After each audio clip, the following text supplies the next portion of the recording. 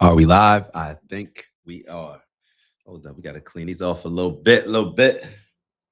Little dusty Grand Rising to all, man. Grand Rising to all. Matter of fact, I don't even want to wear these headphones. I may take these headphones off. I can't find my other little iPhone headphones. I don't know where I put them. I had them yesterday. Maybe I'll slide these off in a little bit. I got to be able to hear myself. These studio headphones, you can't hear anything else outside. But Grand Rising to all. Hopefully, everybody's having an amazing week. Y'all know what we set out every week to do, make this our greatest week ever. So we should be at least within striking distance. All right. We want to give ourselves the opportunity to win the week. That is what we're on. Why are these not adjusting to the color? Hold on. We got to make sure that the color schemes are right. Why is that not working? Interesting. Hold on. We got to make sure everything's functioning properly, or else I'm finna go crazy. All right, there we go. We got all of them going. I kind of wanted something a little lighter. Hold on. Y'all tell me what vibe y'all feeling. I'm feeling they got something called, matter of fact, they got Santorini. Let's see what Santorini is. Let's see what the Santorini vibe is. Kind of basic. We'll rock with it. We'll rock with Santorini. Maybe change it up. Blue Planet. I like Santorini better. All right, man. Ocean Escape. We'll do Ocean Escape. All right. As you're joining, please make sure that you like all that good stuff. We got a lot to discuss. As the colors went back to what I didn't want, but it's all good. We got a lot to discuss. Who cares about the damn lights? Who cares about the lights when you got so much to discuss? We're $40 trillion in debt. We are building sexual relief homes in LA for the homeless. We're going to learn a little bit about this Gulf of Tonkin. These are things that I never was taught. And I'm going to assume that a lot of others weren't taught. And if you are aware of what happened with the Gulf of Tonkin that led to the Vietnam War, that probably it was a lot of self-taught, that you had to go do your due diligence, do your research. Matter of fact, let me know if anybody's ever heard of even the Gulf of Tonkin, and if you're familiar with the incident that led to the Vietnam War. We also got a quick little video. We were supposed to show this a while ago. It's a quick little audio of Fauci. I think that we need to have constant reminders of what happened during 2020 and constant reminders of how we were strategically preyed upon, manipulated, targeted, based on big pharma, based on the vaccines, based on the government. I don't know, maybe based on depopulation that Bill Gates is always talking about. I think it's very important for us to get these constant reminders, because what's going to happen? It's in the news cycle for a few days, right? It's in the news cycle for a few days where we're putting up the clips of Fauci. Oh my God, how could Fauci do this? You got the Democrats that are trying to silence it because they were the ones that were how can I put it? They were the regional managers, the sales managers for the pharmaceutical companies at the time, even though Trump probably would have played the same role because he was pushing the vaccine when he was there. But because the Democrats were in office when Joe Biden, Kamala Harris, they released it. Now they're all trying to silence things about Anthony Fauci and say we have bigger things to worry about. Like what? Like what? What could be more important than us realizing that our government lies to us, poisoned us, they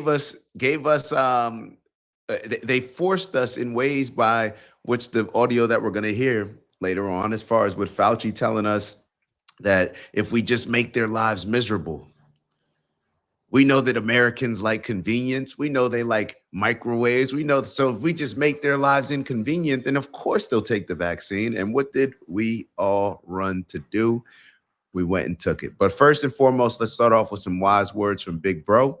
Shout out to Big Bro Finn in the building, always bright, early, with some wise words that are aligned. All right, so let's start off with the first quote. We got, peace comes in two forms: changing your circumstances or changing your mindset. Neither is weakness and neither is superior. Peace comes in two forms: changing your circumstances or changing your mindset. Neither is weakness and neither is superior. I don't know why. I don't even know if there is a connection, but that just reminds me of different people's approach to politics, maybe different people's approach to life. Like you have a situation. This is the situation. So either we change the circumstance or we change our mindset. And I think that that's probably can be applied to a lot of different areas. I'll tell you how it's been applied to an area in my life where I've accepted. I've accepted. And it's funny. I was talking to a buddy of mine and we've been having like a couple good religious conversations and just conversations about doing certain things to impact culture, make certain changes and whatnot. And we were managing expectations about certain things. And I've come to the understanding that,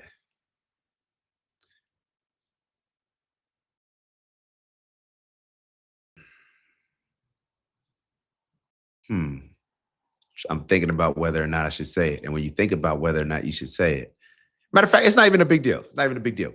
I've come to the understanding that I'm going to have to do more and adjust my approach in certain situations in order to fulfill, let's say, the purpose that I may have, that I embrace.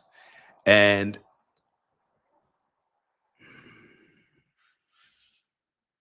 I hesitated twice. We're gonna keep moving. We'll keep moving. Don't even worry about it. It was more so, I don't even know if it was a significant point, but it's just sometimes you got to adjust your approach.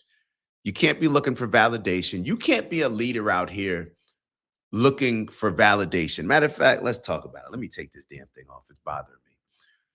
If we are searching for validation, especially as men, we're just not going to get it. We're just not going to get it. And I don't even know if I should say, especially as men, especially as a leader. I've been so disappointed over the last week or so with just how many men in my life continue to just disappoint, continue to have an enslaved mindset, continue to just avoid principles and push everything to the side and just commit hoe ass behavior, to say the least. And I even got a text from Maya sent me a text yesterday and said, "Don't let all that bitch assness get to you." And it was based on a conversation that we were having where I was expressing what a buddy of mine decided to do. I should say somebody in a colleague, or maybe not even a colleague, but a fake buddy of mine. It's just there's just so many pussy ass men out here, and I and I told myself I wouldn't come on this show. I wanted to have a chill show, but it just comes up in so many different circumstances to the point where there's probably a couple people watching out of this 11 or out of that 7 that it just dropped down to. And it's probably multiple people that think that I'm talking about them. And I'm really only talking about one in particular. And it's just people just show their true colors, and you just got to understand that, if you're on your path to really bring about some change, especially for a group of people, you're going to have to accept that you're going to have to put in more work, maybe not get the credit, maybe.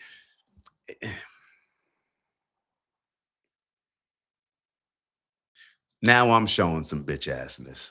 Let's move on. It is what it is, right? We're not complaining, bro. To whom much is given, when you given something, when you given certain things, when you given certain skills, certain tools, a certain energy, you got to just use it and understand that everybody's not built the same.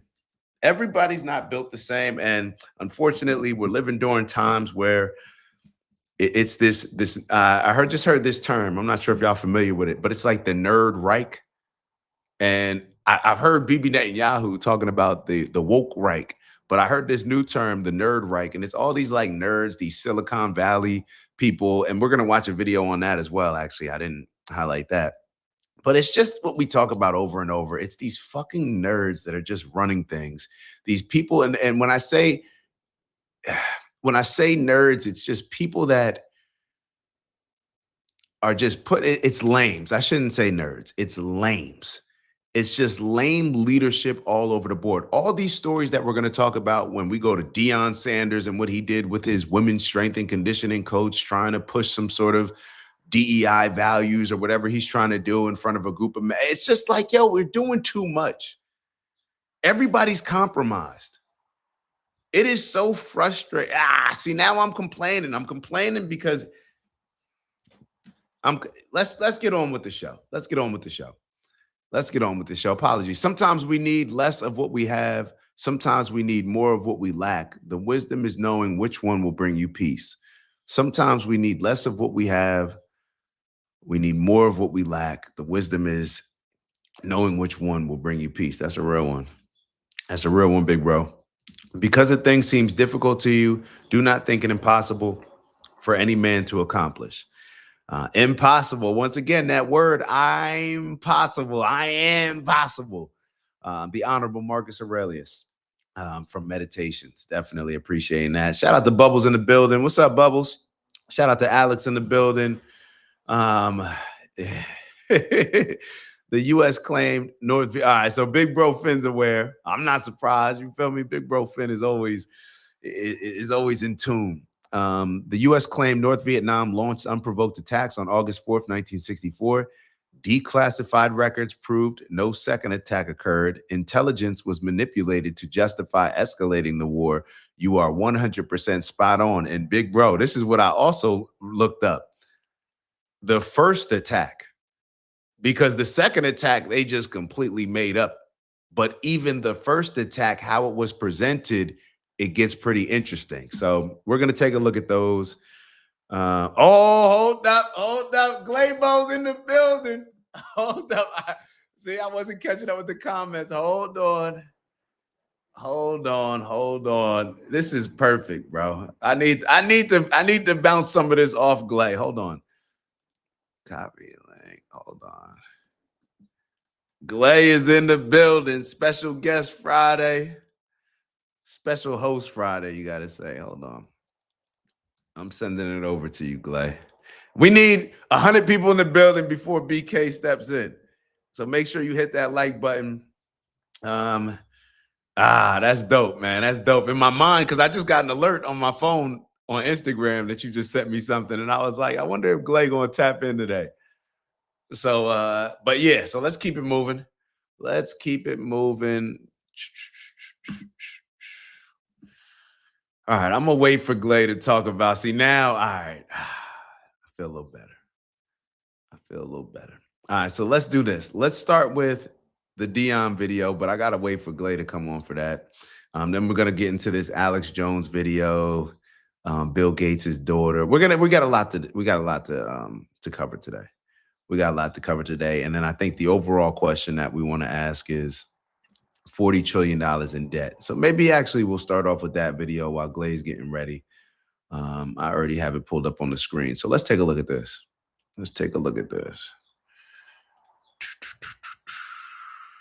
I got to put them headphones on. All right. Are we shared on the screen? Yes, we are. Let's get into it.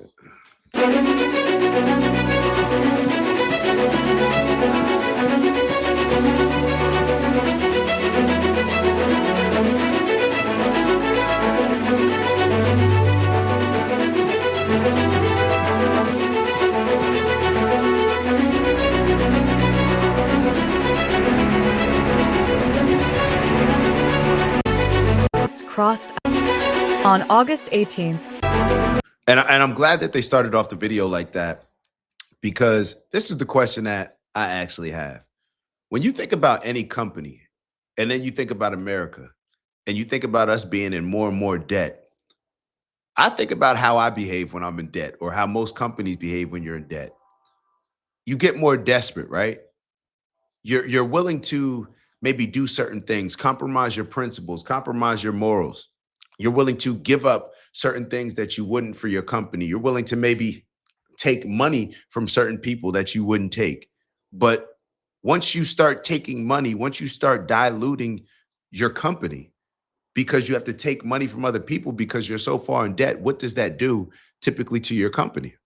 Now you have new ownership. Now you have new influences. I'm trying to hold on to as much ownership as I can of my country, so therefore I can stand on my principles, my values, what the company was built on. But when I am a lot in debt, then I'm like, well, let's dilute it. We can give out some shares. Eventually you lose your company. So when I look at America and we're $40 trillion in debt, and it's just growing and growing and growing. And I think the number from Barack Obama is at like 19 trillion, and now we've doubled in excess of that. Who owns our country? When we look at some of the decisions that Donald Trump has been making, who owns our country? When certain things that just don't align, don't add up, don't seem to make any sense, I ask myself, who owns our country? Who's making these decisions? So I'm glad that they started off the video like that. China owns just 1.5%, interest top 1 trillion in interest.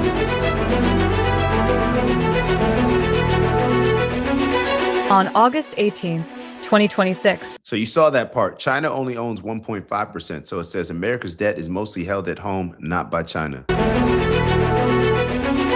On August 18th, 2026, the United States crossed a historic threshold. America's gross national debt surpassed $40 trillion for the first time. That number is difficult to comprehend. The U.S. took more than 2 centuries to accumulate its first $1 trillion in debt. Today, Washington adds roughly $1 trillion every 51 days. But there is an important question behind the headline. Who does America actually owe all this money to? The answer may surprise you. It is not primarily China. In fact, foreign countries and overseas investors hold only around $9.3 trillion, or roughly 23% of America's total gross debt. The majority is held within the United States. Around $8 trillion is intergovernmental debt, money the federal government owes to its own trust funds, including Social Security and Medicare. Another roughly $22 trillion plus is held by domestic investors and institutions. That includes the Federal Reserve, mutual funds, commercial banks, pension funds, state and local governments, companies, and individual investors. Notice how they threw in the individual investors at the end.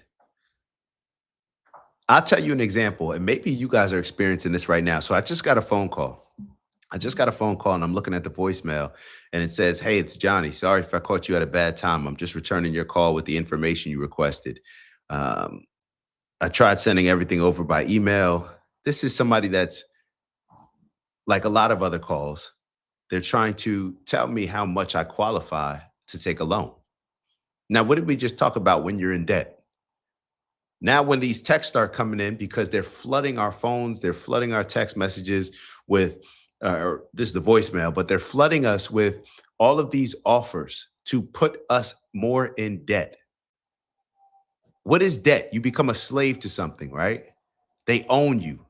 When you owe somebody a debt, they own a part of you. And this is what is being pushed. This is what's being promoted. And you ask yourself, like, yo, how is this even? I mean, maybe legal, not legal, up in the air. But this is something that Tucker Carlson talks about a lot. We're living in a society where we are becoming more and more in debt to who?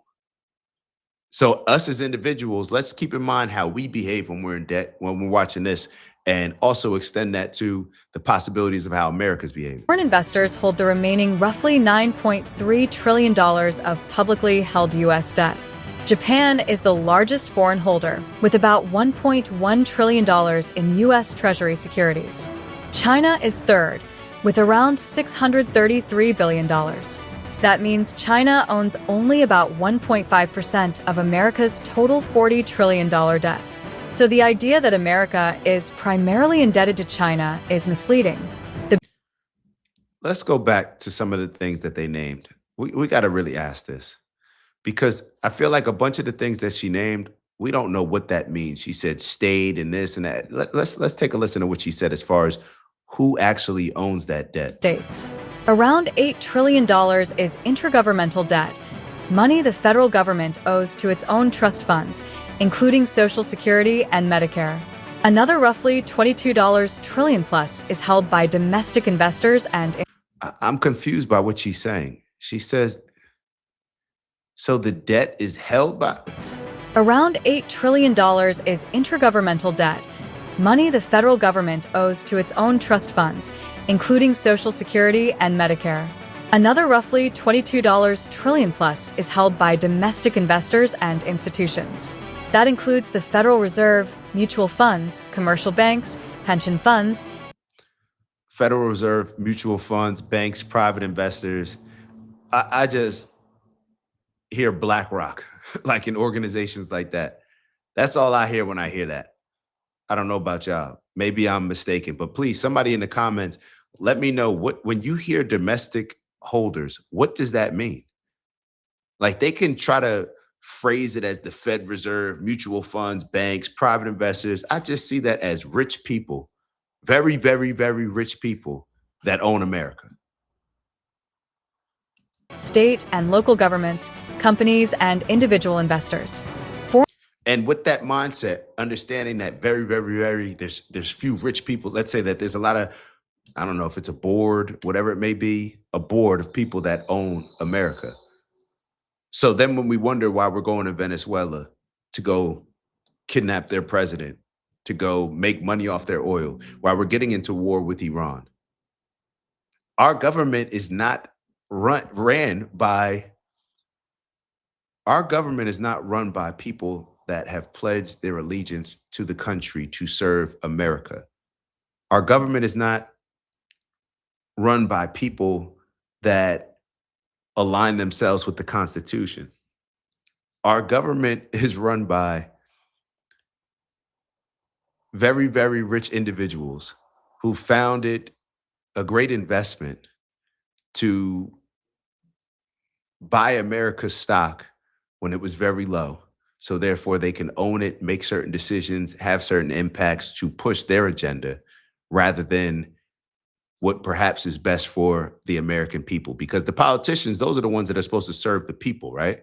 But how can the politicians serve the people if the company is not even owned by, like the company, I should say, is in so much debt to all these private investors?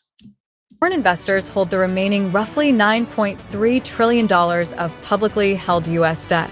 Japan is the largest foreign holder, with about $1.1 trillion in U.S. Treasury securities. China is third, with around $633 billion. That means China owns only about 1.5% of America's total $40 trillion debt. So the idea that America is primarily indebted to China is misleading. The bigger story is that America has borrowed heavily from its own financial system, its own investors, and its own government trust funds. But that raises another question. If most of the debt is effectively domestic, why has the U.S. debt mountain become so large in the first place?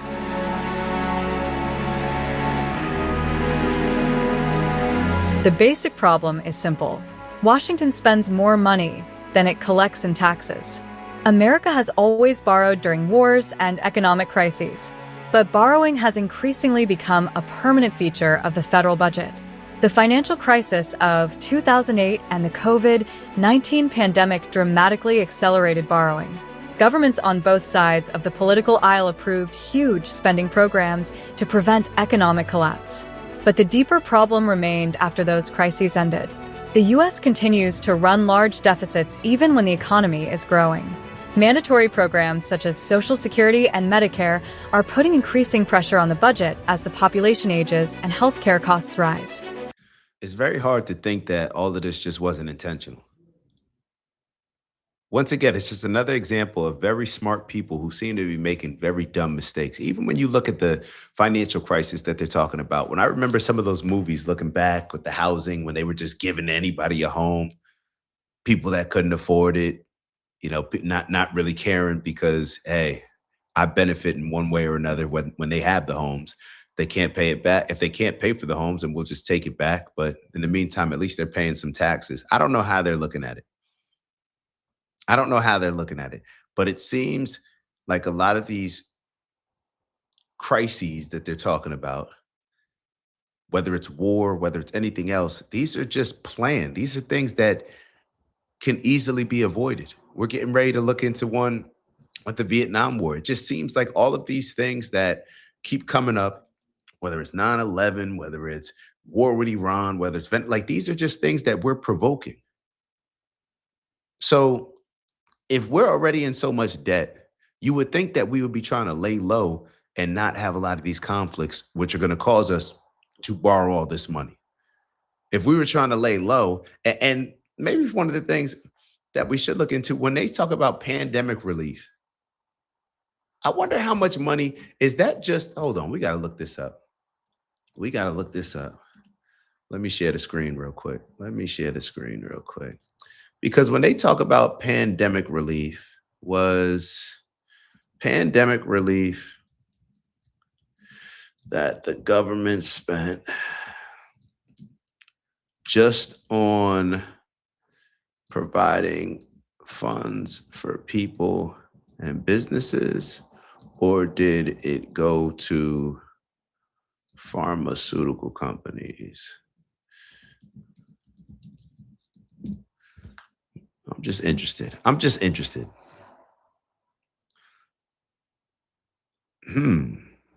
Y'all saying what I'm saying? Let me make it a little bigger. There you go. All right. So it says no, pandemic relief did not just go to individuals and small businesses. Billions of dollars were directly allocated to pharmaceutical companies. While the majority of the over 4.6 trillion in total federal emergency spending went to individuals via stimulus checks and unemployment benefits, and businesses via programs like the Paycheck Protection Program, a massive portion was dedicated to the healthcare sector, biomedical research, and vaccine development. Okay, so stuff went to them as well. Maybe the main question is, now that I'm thinking about it, even when they talk about the stimulus checks, and maybe now would be a good time to play the Fauci video when Fauci's just telling people to stay home and make people's lives inconvenient unless they take this vaccine. When you think about the amount of money that we had to spend because they told people to stay home for, to my understanding, no good reason, especially when we're hearing and seeing some of the things that Fauci wrote in his diary. They created this problem on purpose with the intention to, of course, get big pharmaceutical, get them wealthy. But are they getting encouraged to borrow more? Because when the more in debt America, the government becomes, then the more ownership wealthy people get to take in America. You get what I'm saying? Like the correlation there. It's like, okay, we understand that the politicians, they take money from wealthy people, right? We're living in a capitalist society. That's just how it goes. Our politicians are being controlled by people with a lot of capital.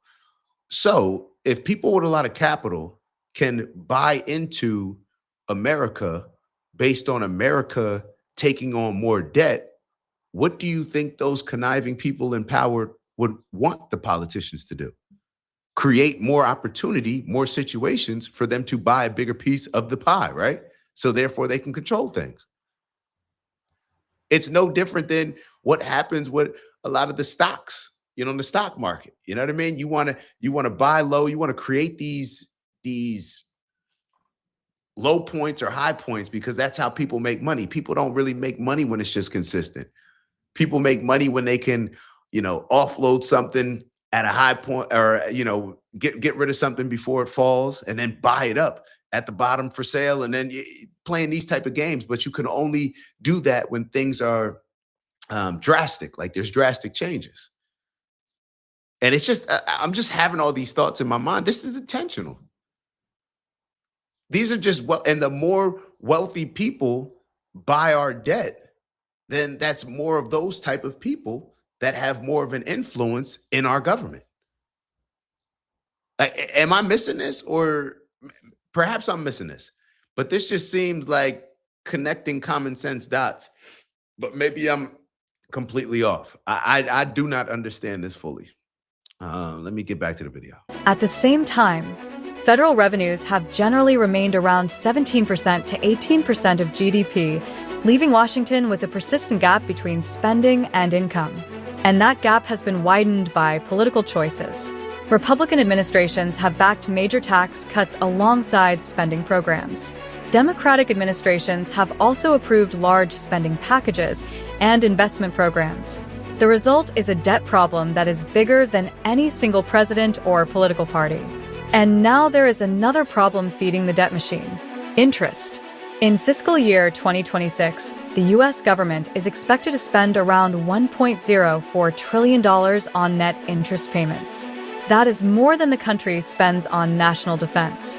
And the bill is expected to get much larger.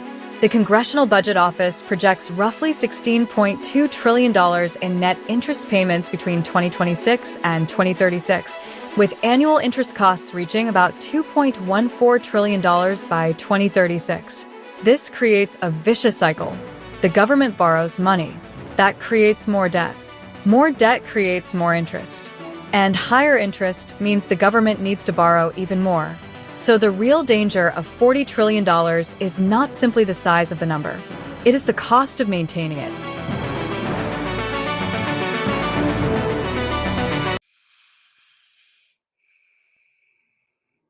it. Glay, you good? I see you back there. Yeah. Glay Bo. Yes, sir. Yes, sir. I'm here. I'm in the building. Have you been hearing this convo? I didn't hear any of it, so I'm gonna let you. We just gonna talk a little bit about, like, so we crossed over at $40 trillion in debt. So this is what this video is about, with America.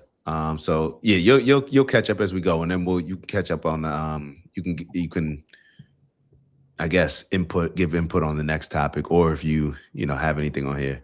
Let's keep it moving. But yeah, so zero Fed means zero debt, easy fix. So shout out to Mui5T. Hopefully I'm pronouncing that correctly. Shout out to John. Our debt is largely owed to the central bank called the Fed. I saw Uluwehi in the building as well.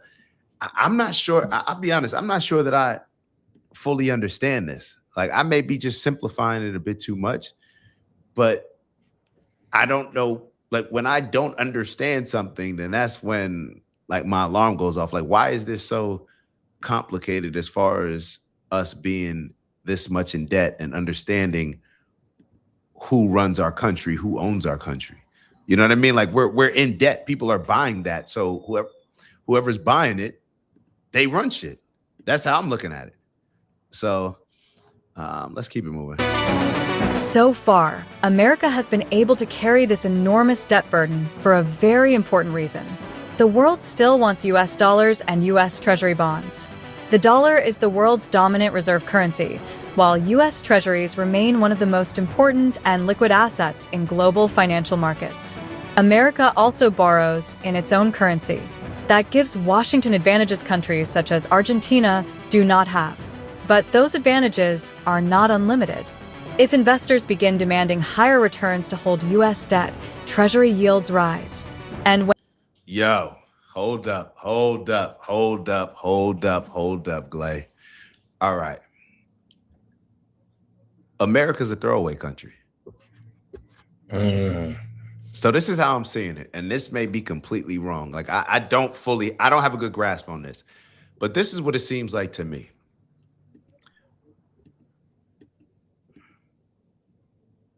America's almost like the black community. Like, what the black community is in America, America is to the world, bro. That's how I'm seeing it.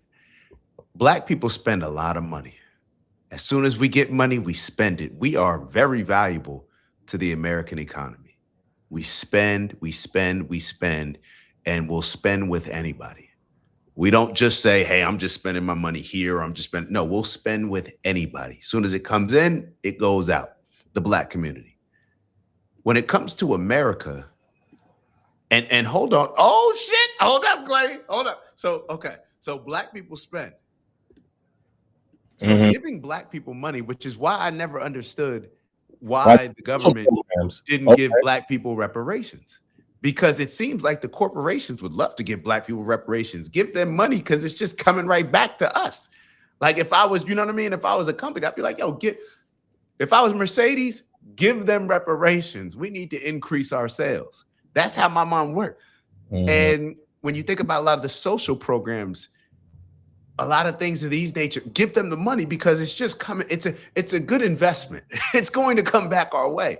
But the social programs are different. Well, I guess that allows them to take money from wealthy people, give it to people in poverty, and then the people in poverty will spend the money that the wealthy people or everybody else who's paying taxes gave them, and the people in poverty, we'll give it to everybody else. We'll give it to the companies. So when it comes to America, I don't look at the world as maybe, China's over here, America's over here. I almost look at it like they have a board. Like there's a big board of people sitting on the board and they're all like figuring out how this stuff goes. So and even if it is separate, America is so valuable to China. Like America is so valuable because when you look at the deficit of us, what we import, we spend so much money with these other countries because we don't manufacture anything. So that's why all these countries, they need us, but they need us like a car salesman needs somebody to come in and buy a car from them. Like they're not really in control. We're just the spenders. The only thing we can do is spend. So when I think about why, like China wants us, like they want America being great, because if America ever suffered, then we wouldn't be able to afford buying all these products. Like maybe I'm a little bit off. I gotta really maybe process this out a little bit, but America just spends a lot of money. And people who spend a lot of money will always be valuable to other people who sell products. That's it. Think about it as a salesperson who you treat the best. That person that spends a lot of money with you, we need to make sure that they're good. We need to make sure that they're whole. You good. You got everything that you need. We're going to take care of you. Just keep spending money with us. And that's what America continues to do. So I may be looking at this wrong. Yeah, I did. It did connect in my head when you said, like, the social program makes you kind of think like COVID, when the bread was flowing, who was in Dior, who was in Gucci, who was turned up in the club, who was popping bottles. So it's just like you can almost guarantee the trend has shown where they like, oh, and then maybe the way the social programs work, because like I don't know this like the extent of it, but like how like insurance always bills so much more. I mean, you're in the industry, but like how like a surgery be like 20,000, but like the copay or whatever it is for like what you pay when you walk in is like a lot cheaper. So, but like the billing of these insurance companies or these products or surgeries are so much more expensive. So is that a way for them to tap in with the insurance? It's almost like a claim or something like that, where if like, all right, if you give this certain money out to them, we're going to bill you this much, but we're only going to give them this much. And then that's a way for them to kind of recoup the money or something like that. Yeah, it just seems like something like that's going on. And I think we overcomplicate it. Like we overcomplicate it, but then they hide enough to where, for me, it's like I got to do more of a deeper dive on it, because it's not like I'm not super confident saying all this stuff, but these are just the thoughts that come to mind. If I'm running a company and somebody else comes to me and says, hey, I got a big bag of money for you. Actually, you're the CEO of the company. You're not a shareholder. You're the CEO of a company. These politicians, right? They're just in the C-suite, a lot of them, right? So they're in the C-suite of the company, but it's not like they're shareholders. Like they don't have a lot of equity in the company. They're not owners, let's say. So then you get somebody else with a lot of money and they say, hey, I'm going to put a lot of money in your pocket. And I may even create an opportunity where you can become an owner. But first, I'm just going to put a whole lot more money in your pocket than you have right now, because you're going to get me, who's not currently a shareholder, or maybe I'm just a minor shareholder in your company, but I want more of it. I want more equity in your company. So therefore, you're the CEO.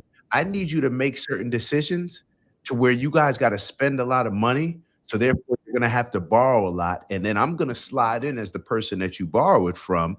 And as soon as y'all borrow more money from me, boom, now my equity increases in that company. And I'm going to keep paying you to keep fucking this up as much as you can, and just to keep spending and spending and spending. Because eventually those owners, when they're doing these calls, like, hey, we need the shareholders to put in, more money. We're doing a call. So therefore, we need everybody to put in $1 million. Eventually, they're going to be like, yo, maybe we need to start looking elsewhere for some money. Like, I don't want to keep coming out of pocket. Like, I wanted to protect my equity in the company, but it's getting to the point where now it's like, nah, just get the money from somebody else. Because now I'm not even like as confident in the company. So now y'all keep borrowing. Now you cool borrowing from somebody else. And that other person that you borrowing from, eventually they're going to have just as much or more equity in the company than you. And whoever has the most equity, they make the decisions. So I don't know if I'm seeing this clearly, but it just seems like that's the direction that we're moving in. Let's watch. This is just another couple minutes. When Treasury yields rise, borrowing becomes more expensive across the economy. Mortgages can become more expensive. Car loans can become more expensive. Corporate borrowing becomes more expensive. And the U.S. government itself has to pay more to refinance old debt. This is particularly important because a large amount of U.S. debt has to be rolled over as existing bonds mature. The concern, therefore, is not that America will suddenly run out of money. It is that the cost of borrowing could begin consuming an ever larger share of the government's resources. That could crowd out spending on infrastructure, research, defense, and other public priorities while also weighing on private investment and economic growth. There are already warning signs. Long-term Treasury yields have risen sharply, while foreign demand for U.S. debt has weakened. But that does not mean a U.S. debt crisis is inevitable. The U.S. still has enormous financial advantages. The question is whether those advantages can continue to outweigh the country's rapidly growing obligations. The Congressional Budget Office projects that debt held by the public could rise to around 120% of GDP by 2036 and potentially reach 175% of GDP by 2056 if current policies remain unchanged. That leaves Washington with a difficult choice. It can cut spending, raise revenues, grow the economy faster, or combine all three. You know what's funny as I'm hearing this? Like a lot of the people's biggest complaint about Bitcoin is that it's not worth anything. You know what I mean? It's like not anything. But then when you really think about it, Bitcoin, like there's only a certain amount of Bitcoins that were made, right? So it's set compared to dollars, which they can just keep printing, create inflation, mess with the value of it, devalue it in a lot of ways. But the entire concept of what the American economy seems to be built on, it's just like it's like a fake place. It's like fake wealth. It's fake wealth disguised as like it's spending disguised as having real wealth. Like, no, you just spend money. That doesn't necessarily mean that you're wealthy. It's like somebody that just spends money but doesn't own anything. That's what it just feels like. But I don't know. Let's keep going. $40 trillion milestone, therefore, is not necessarily a prediction of an imminent collapse. It is a warning about the direction of travel.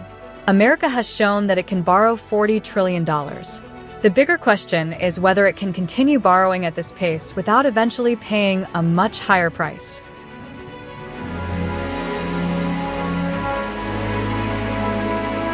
All right, let's move on from that one. All right, Glay. Now we're going to get into it. This is what I need you on. Hold on. Did you do this? Did you do your profile for this show? Did you cut your hair on purpose? Did I what? It almost looks like your hair is cut. So I almost thought you was trolling to make. Oh, no, it's AI. Oh, okay. The thumbnail. Yeah, the thumbnail. I was like, did you do it on purpose though? Nah. Honestly, I just that's just ChatGPT. Like I just typically go in there and just talk about what the show's about. And then they don't even put my picture on it. But I guess they had a picture from like, ChatGPT has all your stuff that you input. Yeah. So then they put it, I was like, it did look like that though at first. Low cut. I was like, we trying to get everybody to tap in. Yo, I didn't even peep it like that. That's funny. Smart and be like, yo, I'm over this. I cut and just have you like holding your dreads, like put with your hair. That would, that really did it. That's the marketing. That's the marketing that you be on. Hell yeah. Let me see this. Have you seen this? Have you seen this yet? Yeah. Okay, we're gonna play it. Yeah. And then I gotta get your opinion on it. Hold on. These are earned. All right, so just so everybody's aware, this is Morgan Coates. She's a assistant strength and conditioning coach. for Colorado. She had a particular message for the Colorado team, and there were a lot of different reviews on it. Yeah, let's take a look. Trophies are earned in practice. Trophies are earned in practice, and you are just collecting what you are owed on game day. You guys all have one of the most known logos in college football. Be proud of that, because I sure as hell am. I'll tell you what, when I go home, and keep in mind, fellas, my family's from Canada. They know who you guys are. And football ain't like that in Canada. But they know who you are. And when I talk about y'all, damn, I talk about y'all with great pride, because guess what? I don't do this for the love of the game. I do this for the love of y'all. And I do this because I want to see y'all be successful on that field. Our coach, JB. I should show. No, I ain't gonna show Coach JB, but I should leave him on the screen. Cause did you see his response? Nah. But you just know who he is. I know who he is, bro. He is insane, bro. All right, the floor is yours. What do you think about that? That's not the one I think I seen. That was the first time I seen that one. I think there was another one when he introduced her for the first time. It sounded like she already there or some energy. Hold on, let me see if I can find that one. There was another one? Yeah, I think there was an older one when it was like her first time. And I remember Dion rolls out. He's like, yo, this is, what's her name? I think I did see that. Yeah, almost like she was trying out for the position. Right there, she looked like she was already on it. No, she's already on it. Okay, yeah. Yeah, so this is post that one. So I never saw that one. How do I feel about it? And I can give you a second if you'd like. But just, no, firsthand. Go ahead, shoot. Yeah, I feel like the message is cool. I have no problem with, what she said or how she said it. I don't get that true, like, oh, yeah, we ready to go crash out from her. I don't know if I was to guess why I don't get that feeling. It could be because the voice sounded a little faint. It didn't really give me like she ready to go to war, like Warren Sapp over there. I didn't get that energy, but the message was cool to me. I ain't tripping. You getting motivated by that? I mean, you may be. Yo, you may. Don't. No, I just said that. I'm trying to take you anywhere with the combo. I just was clear about how I wasn't ready to spin for that. Okay. I said the message was cool though. Right. But I can't say I'm ready to go crash out like I would want to be prepared when I leave a locker room. Like it's serious. So, yeah, that's what I'm saying. Let me actually show you. Damn, where did I have it? Let me go on Instagram real quick. Mm-hmm. I'm gonna show you. There was a clip that Coach JB put up. Before I give you my oh man, I know he cooking up. My take on it. I think I have it. Hold on. I had it in my DMs. Hold on. It'd be crazy. I know. All right, here we go. Hold it. Here we go. Is he still a coach? No, he's not still a coach. He got a show. He's got a show. But take a look at this. So we're gonna watch it again, but it's gonna be a back and forth. This is what Coach JB put up, and the caption was, "Hold on." Yeah. So he put the caption, "Go make me a sandwich." But let's just hear it out. Let's hear it out. Of course, it's. Hold on. And keep in mind, fellas, my family's from Canada. They know who you guys are. Hey, the bell rings, let me shut the fuck up. You red shirts, I'm really close to cutting all you fucks. Shut the fuck up. And football ain't like that in Canada. But they know who you are. You either in or you fucking out. I'm not fucking playing with you no more. This the real fucking JB. And when I talk about y'all, damn, I talk about y'all with great pride, because guess what? I don't do this for the love of the game. I do this for the love of y'all. You better buy the fuck in real quick. Keep fucking with me. And I do this because I want to see y'all be successful on that field. Hey, who don't have pants? They're right fucking here. Get them motherfuckers up.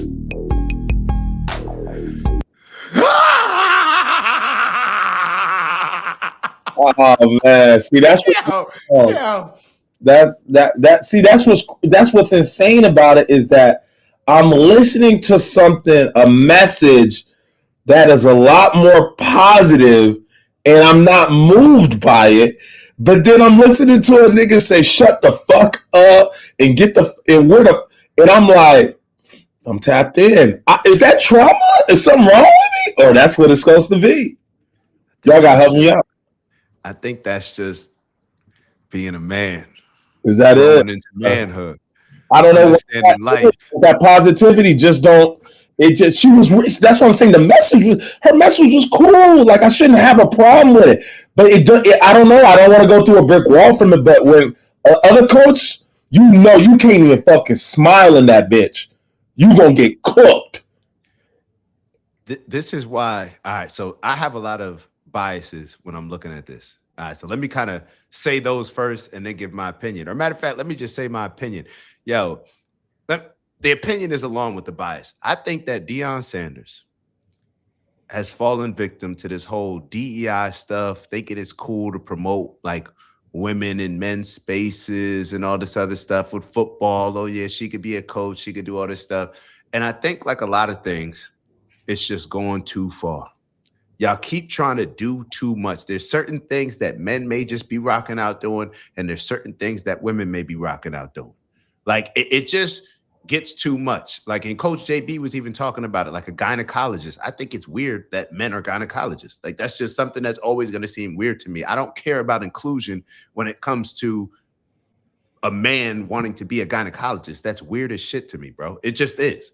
So there's certain things that I think that are done by a guy like Deion, the same coach that told the world that God brought him to an HBCU and that he got a calling from God to uplift HBCUs so they would be at the same level as Alabama and the SEC. And then as soon as God called him to do that, money called him to go to Colorado, and he dipped for the bread. But then everybody's making excuses for him, saying this and that. So I just see, once again, like just compromised leadership. Like I do not want, like, bro, we're raising men to be men. There's a reason why we look around at not only the men that are men right now, but the young men. Like this is our most weak, like we are so weak and fragile.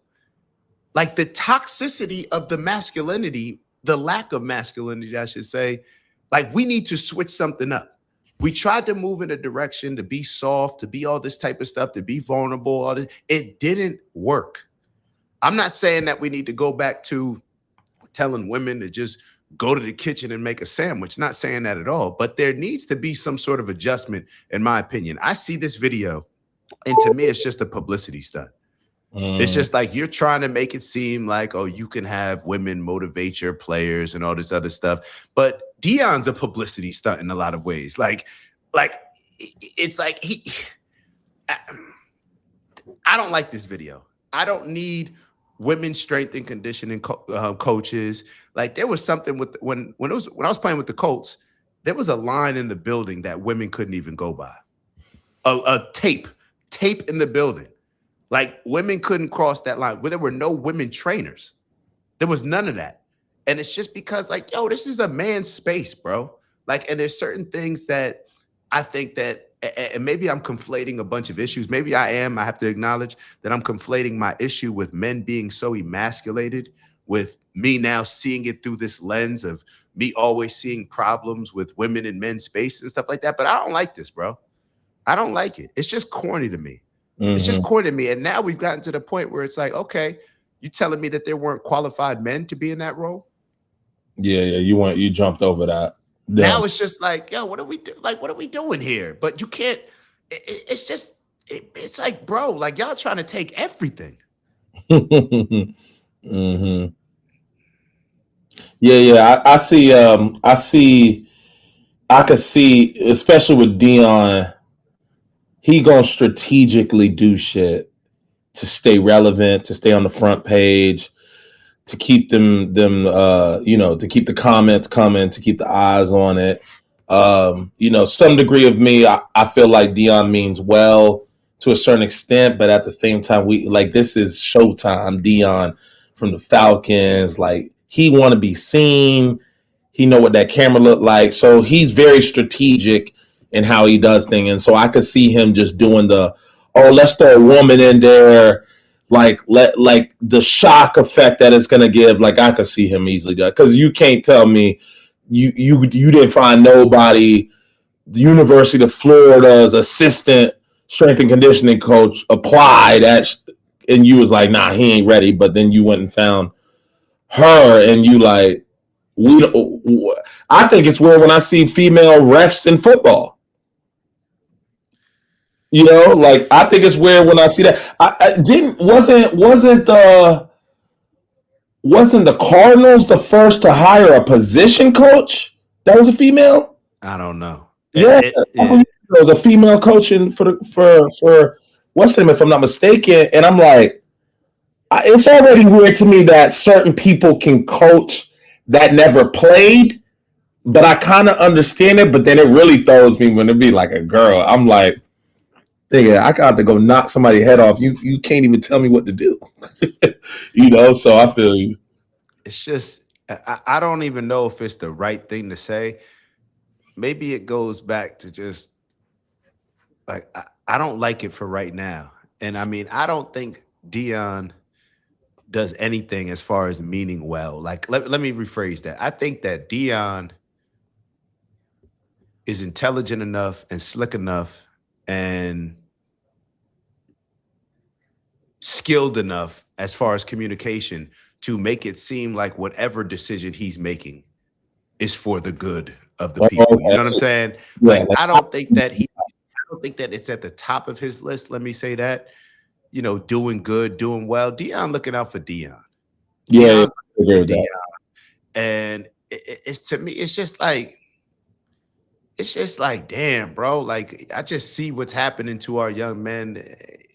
We're just living in during times where everybody's confused. Like, it's just a whole bunch of weirdo stuff. And it's political, in my opinion. And it's just, once again, I see this as Dion, who's not somebody who we would consider lame, but it's just people just compromising themselves or just doing lame shit just for whatever agenda it is that they're serving. Like, this just wasn't it to me. I can't even maybe say it without it. You know what it reminds me of? It reminds me of when Trump got caught up on the hot mic, or he didn't know that he was on the mic, and he said, yeah, they just let him grab him by the pussy. You know what I'm saying? And all these men came out afterwards and said, oh my God, Donald Trump said, grab him by the pussy. Like that. And then there were a bunch of other men that were just like, yeah, that's how we talk when we're around, you know, other men. It's kind of locker room talk and stuff. And I'm just sitting here saying, like, yo, I know these men aren't acting like that's not how we, like, you know what I mean? Like, that's how we talk. It is what it is. And it's like you got these, I'm not saying that it's right. I'm just saying it is what it is. And I just don't like all this. Football is football. Football got its own culture. And when you start trying to politicize it or make certain decisions just for agendas, in my opinion, I just don't like it, bro. I just don't like it, man. I sound like a sexist, perhaps. I don't care. I don't care, bro. I don't care. You want to know why? Because I'm just tired of this, bro. I'm tired of this, bro. Like, ain't nobody rushing to be in y'all spaces. Ain't nobody rushing to be like, I don't know, bro. Yeah. I don't know. All right, let's move on to the next topic. BK being soft on this shit. Oh, no, I'm just messing with you. I was like, did I open up the No. No, I was really just fucking with you. All right, let me see. All right, let's move on. So we got Alex Jones, we got Fauci, we got let's get into this conversation with the Gulf of Tonkin, if possible. So I got a video from Forgotten History. But I also want us to be able to look up, I think there's some declassified information or declassified documents that I'll look up in the background when it comes to this topic, so we can bounce back and forth between the video and then the topic. So if you're not familiar with this is the Gulf of Tonkin. One of the things that led to, I guess, the escalation of the Vietnam War. So let me share the screen We'll get into this. It's just another one of these situations where the government lied to get us into a war. It's the same thing. And we're talking about debt. Government's just lying to get us into a war. They don't care about what we're spending. They don't care about anything else. So there has to be some greater agenda that they're doing, or extorting some sort of country in one way or another. But let's take a look at it. Oh, are we on the screen? Hold on. I got the wrong one up. All right.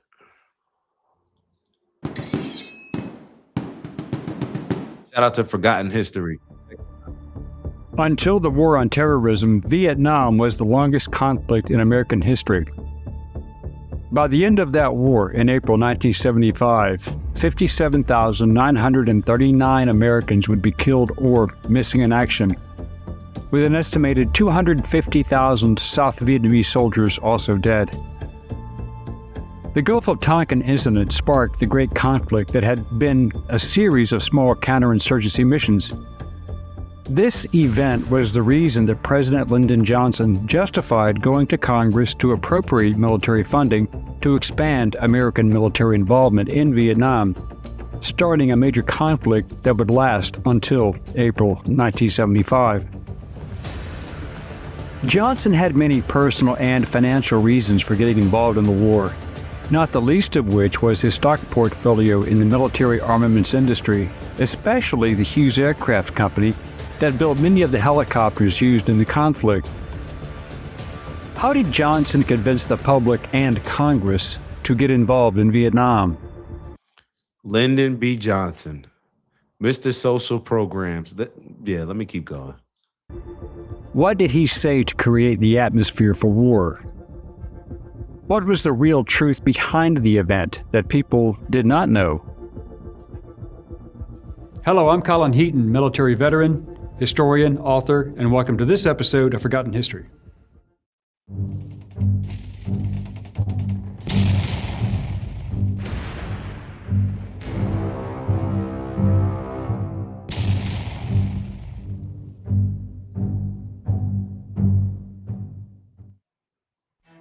On August 2, 1964, 3 North Vietnamese torpedo boats attacked the USS Maddox, DD-731, which was in international waters in the Gulf of Tonkin. There is no doubting that fact. The force commander, Captain Herrick, ordered gun crews to open fire if the boats came within 10,000 yards of the destroyer, which did happen. 3 5-inch shots were fired across the bow of the closest boat that closed in at 15:05 hours. In return, the lead communist boat launched a torpedo and then veered away. A second torpedo boat followed, and it launched 2 torpedoes and was in return hit by gunfire from the Maddox. The first PT boat returned. Hold on. I want to go back to that first one because this is the thing that first hit where they make it seem as if it was a warning shot. I just want to be clear on what they just said. Were fired across the bow of the closest boat that closed in. The force commander, Captain Herrick, ordered gun crews to open fire if the boats came within 10,000 yards of the destroyer, which did happen. 3 5-inch shots were fired across the bow of the closest boat that closed in at 15:05 hours. In return, the lead communist boat launched a torpedo and then veered away. A second torpedo boat followed, and it launched 2 torpedoes and was in return hit by gunfire from the Maddox. The first PT boat returned to the action and launched a second torpedo and fired its 14.5 millimeter guns, but it was heavily damaged by the Maddox's defensive fire. The entire engagement only lasted 22 minutes. The aircraft carrier, USS Ticonderoga, CVA-14, had launched 4 F-8 Crusaders from VF-51, and they were in the air supporting Maddox. The commanding officer of VF-51, Commander James Stockdale, recalled that. We passed over the Maddox at 15:30, and there was no damage just after the situation had ended. All of the enemy boats were heading northwest at about 40 knots, 2 in front of the third by about a mile.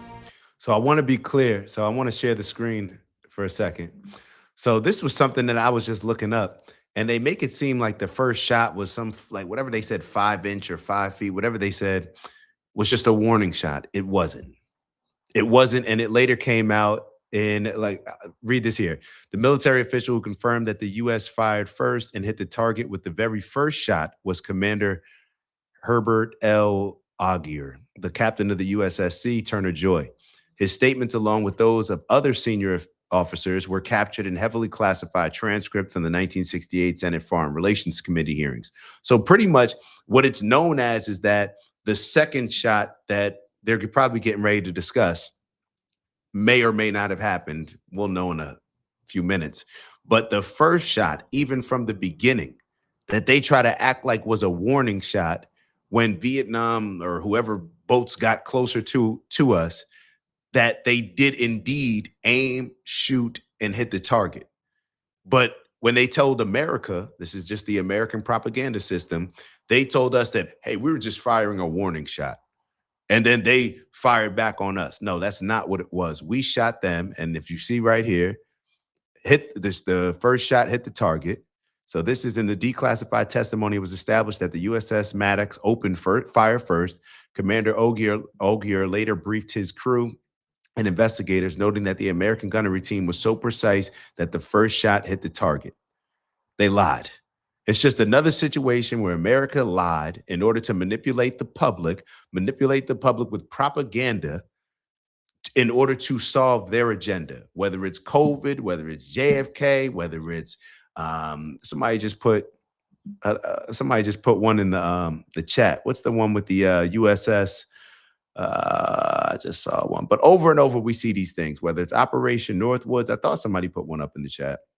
Over and over, it's just manipulation, bro. It's just manipulation in order to get us to go kill some folk that probably don't, well, I'm going to say don't deserve it. But Americans, as soon as we are so easily swayed, like they said in Gladiator, the mob is fickle. We'll just go along with whatever. All right, let me get back to the video. All right, let's listen for a couple seconds. Are you familiar with this, Glay? Have you heard of this? I think you on mute. Was it the USS Cole you were saying? Nah, this is the Gulf of Tonkin. Oh, okay, got you. Oh, maybe I did mention that. I don't know what I just mentioned. When I was just reading, maybe I did, but let's keep going. The destroyer was retiring to the south. Our orders were to attack and destroy the PT boats, so we made a few firing runs on the enemy vessels, and we saw the two lead boats took evasive action, but it was clear that they had suffered heavy damage, while the last one was dead in the water, all shot up and burning. The weather had been clear, a perfect day. It was reported that 2 days later there was another attack against the Maddox and the USS Turner Joy, prompting Johnson to take action. But the facts say differently, as stated from the declassified documents. On the morning of 4 August, U.S. intelligence intercepted a report indicating that the communists intended to conduct offensive maritime operations in the Gulf of Tonkin. In contrast to the clear conditions. And real quick, I'm looking in the chat. Sheikh Arian. Yeah, I've been seeing them. Yeah, yo, just our conversations here, we always keep it respectful. So more than willing and appreciate, everybody sharing their perspective, but we keep it respectful no matter who we're talking to. So just, keep it respectful, or this just may not be the channel for you to have a conversation. But just, yeah,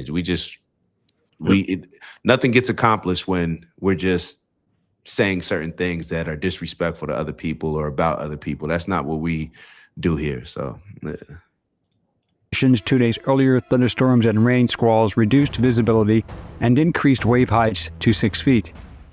In addition to the difficult detection conditions, the Maddox's SPS-40 long-range air search radar and the Turner Joy's SPG-53 fire control radar were both inoperative. That night, Herrick had the two ships move out to sea to give themselves maneuver space in case of attack. Despite operating more than 100 miles from Vietnam, the Maddox reported tracking unidentified vessels that seemed to come at the ships from multiple directions, some from the northeast, others from the southwest. Still, other targets reportedly appeared from the east, similar to torpedo boats, then disappeared, and new targets appeared from the opposite direction. But something was very wrong. Commander Stockdale was again in the air, but this time he was alone after his wingman's aircraft developed trouble. He arrived overhead at 21:35, and for more than 90 minutes, he flew along the ship's course and below 2,000 feet looking for any enemy vessels and saw nothing. Stockdale later reported, "I had the best seat in the house to watch that event, and our destroyers were just shooting at phantom targets. There were no PT boats. There was nothing there but black water and American firepower." Yeah, you heard what bro said? Like, they were just making this stuff up. Damn. They were acting like they were shooting at targets, but there were no targets. Dang, God.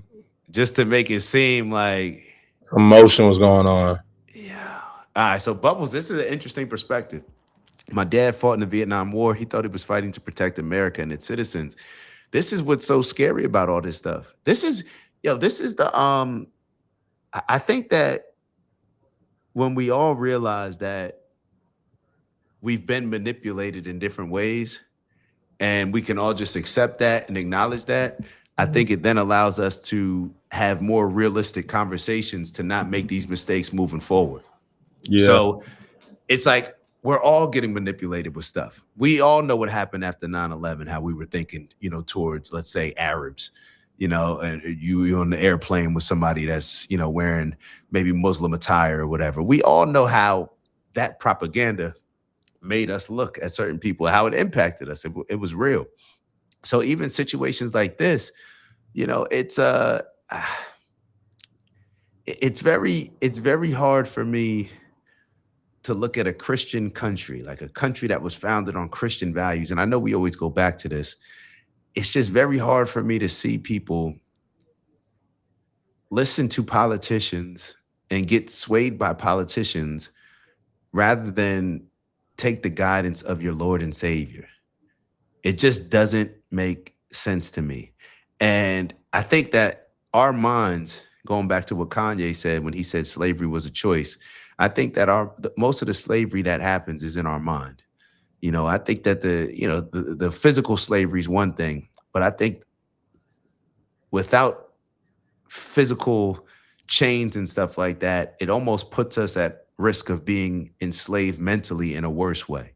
Yeah. And, we believe in things so blindly. We believe in our government blindly. And I was talking about a conversation I was having with a buddy of ours about religion. And the entire conversation was consisting of him either trying to prove something by using the Bible to prove the Bible, or him just saying that, oh, this is just true. And I'm like, bro, like, I don't know what the definition of slavery is. Maybe I should look it up, or enslavement. But it just seems like when we blindly believe in anything without proof, like there's a certain level of mental control. And when they have that level of mental control, it just makes us more susceptible for manipulation in a lot of different ways. So whether we're blindly looking at religion, whether we're blindly looking at politics, whatever we blindly look at, it just seems like it makes us very vulnerable to get manipulated in those areas. And then when you look at who controls how we see those particular things, whether it's government, whether it's religion or anything else, it's very hard for me to buy in to any of them. It's very hard for me to look at those type of things without, forget being optimistic, like I'm looking at it now with just skepticism. Yeah, Whether everything. it's government, whether it's religion, my first instinct is nah. And then let me look into it. I'm open to be proven differently, but I'm going into it as a skeptic. Mm-hmm. You're gonna have to. Like it's very hard for me to. So Shakan said, "You blame whites, then you kill our people."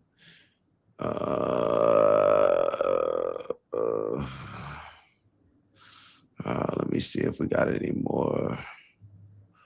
Boots on the ground. Many things he told me and my sisters about what it was like there. Crazy. Yeah, like it's like that's hell on earth to me.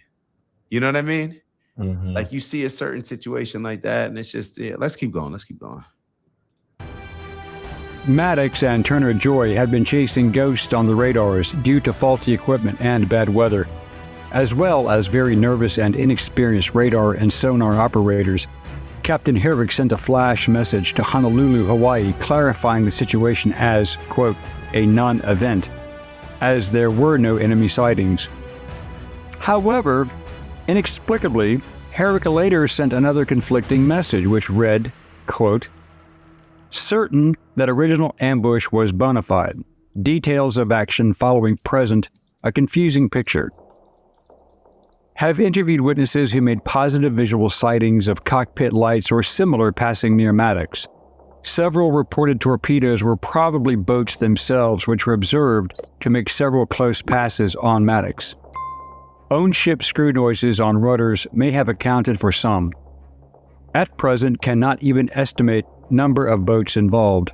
Turner Joy reports 2 torpedoes passed near her. End quote. The Pacific Fleet Commander-in-Chief, Admiral U.S. Grant Sharp, in Hawaii, received both messages. My fault. I'm getting a little distracted. Yo, how you block somebody on here? There's like 3 buttons. You talking about old boy? I'm not right? saying it. I can't really see it like you see it because it's a guest joint.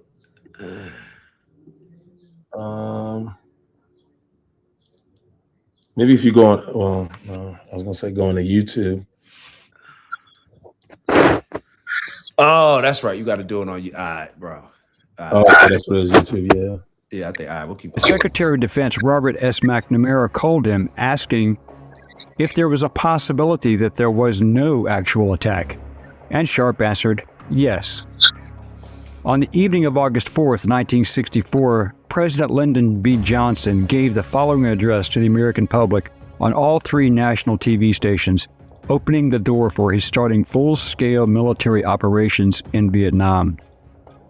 He stated in his address, "My fellow Americans, as President and Commander-in-Chief, it is my duty to the American people to report that renewed hostile actions against United States ships on the high seas in the Gulf of Tonkin have today required me to order the military forces of the United States to take action in reply. The initial attack on the destroyer Maddox on August 2 was repeated today by a number of hostile vessels attacking 2 U.S. destroyers with torpedoes. The destroyers and supporting aircraft acted at once on the orders I gave after the initial act of aggression. We believe at least 2 of the attacking boats were sunk. There were no U.S. losses. The performance of commanders and crews in this engagement is in the highest tradition of the United States Navy, but repeated acts of violence against the armed forces of the United States must not be met only with alert defense, but with positive reply. That reply is being given as I speak to you tonight. Air action is now in execution against gunboats and certain supporting facilities in North Vietnam, which have been used in these hostile operations. In the larger sense, this new act of aggression, aimed directly at our own forces, again brings home to all of us in the United States the importance of the struggle for peace and security in Southeast Asia. Aggression by terror against the peaceful villagers of South Vietnam has now been joined by open aggression on the high seas against the United States of America. Yeah, these things are tough to watch, man. I'll be honest. You know, hearing about all the stuff that we contribute to, and it makes you, think about, some of the things that, dang, we've done some evil, man. We've done some evil. But it's good that we're, looking into this stuff because we got to stop repeating the same mistakes.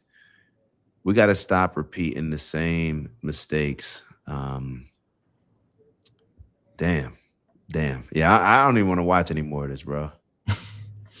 I don't even want to watch any more of this. Yes, the cap is insane. Yeah, but you look at so many different instances where this has happened, bro. Yeah. And it makes you wonder why people, hate America. we're acting as if we're trying to, we act as if we're the standard for principles, morals, these things. And in all actuality, it's just propaganda. It's all propaganda, whether it's Democrat, whether it's Republican, doesn't matter. You're going to get the same thing. A government that manipulates the people, a government that extorts other countries, drops bombs on other people, does certain things that they would never allow to happen to America. It doesn't matter who we vote for. You're going to get you're going to get a group of politicians that sell America out, that just compromise our young, brave soldiers, and we allow it. And this is what we were talking about on the previous show, the wizardry. None of this stuff happens without us. Like, there needs to be some level of accountability, even with, certain people that fought in wars. We should be speaking out. They should be speaking out and saying, like, yo, this ain't the thing.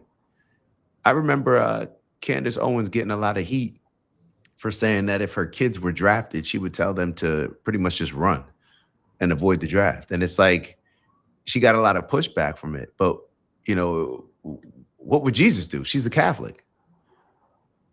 So for me, that's always the question, where it's like, you get pushback for not fighting in wars. I've been watching Little House on the Prairie with the fam. And I don't know if this was on Little House on the Prairie or something else that I was looking up, but they used to give, I think it was a video that we were watching, actually. They used to give white feathers to people that didn't participate in wars to kind of show that they were cowards. Ooh. And it's like, damn, that's the world that we live in, where you can get manipulated into the person that does not want to fight the war, and they're the coward. They're the coward. I think you froze on us, Glay. There you go. They get clowned on for it. Oh man. Yeah. Damn. But uniting on truth. That's the more truth we find out, I think the more principled we'll be. So let's keep it moving.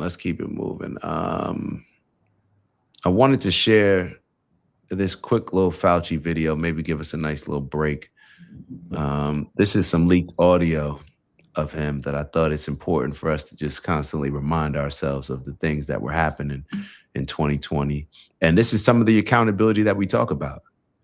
Everybody has to take accountability into just buying in and going along with the program. Like, at a certain point in time, especially for all and this is the conversation I was actually having with Corey when it was a question about, 2020, everybody's supposed to be these God-believing people. But then as soon as a scare occurs, as soon as something hits the fan, then it's like, yo, forget God, give me big pharma. Like, that's really the energy. But take a look at this. Let me know your thoughts. Once people feel empowered and protected legally, you are going to have schools, universities, and colleges are going to say, you want to come to this college, buddy? You're going to get vaccinated. Lady, you're going to get vaccinated. Yeah. Big corporations like Amazon and Facebook and all of those others are going to say, you want to work for us, you get vaccinated. And it's been proven that when you make it difficult for people in their lives, they lose their ideological bullshit and they get vaccinated. That's exactly what you meant when you said making it hard for people to live. When you make it hard for people to live, they lose their ideological bullshit. And they get vaccinated. That's exactly what you meant when you said making it hard for people to live without getting a vaccination. You affected people's ability to work, travel, be educated, to actually flourish in American society, to self-determine, as we're all given God-given rights. Shame on you. You know what's crazy?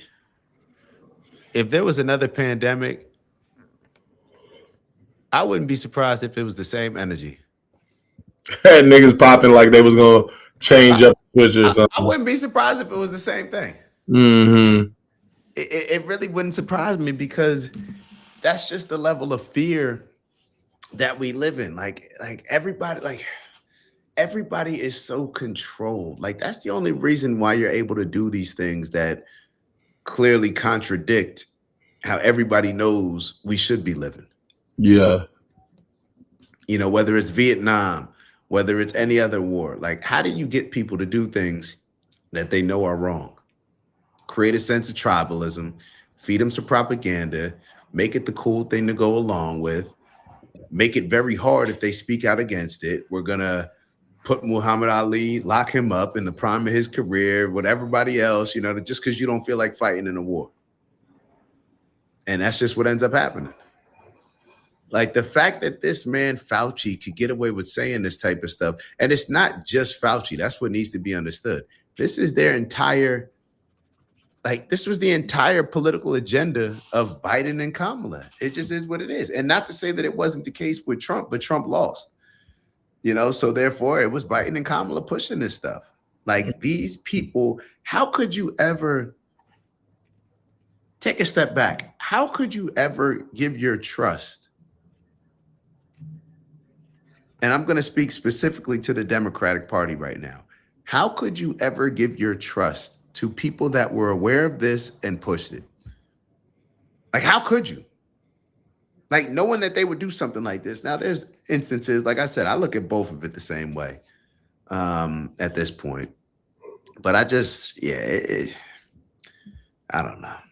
You got anything on that? I'm going to move on to the next one. Yeah, I just can't believe. I can believe. Let me stop saying that.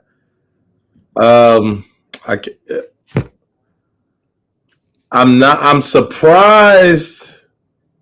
No, I'm not surprised. I don't know. I acknowledge. I guess in the most understand what, like, you just kind of, it's just wild. I guess you continue to like move the needle. Like, how often are we going to be surprised by how far they're willing to go? If we're covering things like, I think we were looking at the war we were just reviewing and all the propaganda, and then now with Fauci, it's a perfect example of like, ain't shit really. These cats really been on this type of time for a minute. It's just, to me, like, damn, like, I really got to qualify society to really determine, like, yo, it must be real easy to run these plays, because even when the cats, like, even when the shit don't even be making no sense, it's like somehow they still get the Hail Mary off, and you like, they running a triple option. Y'all know they got the tight end on the right side.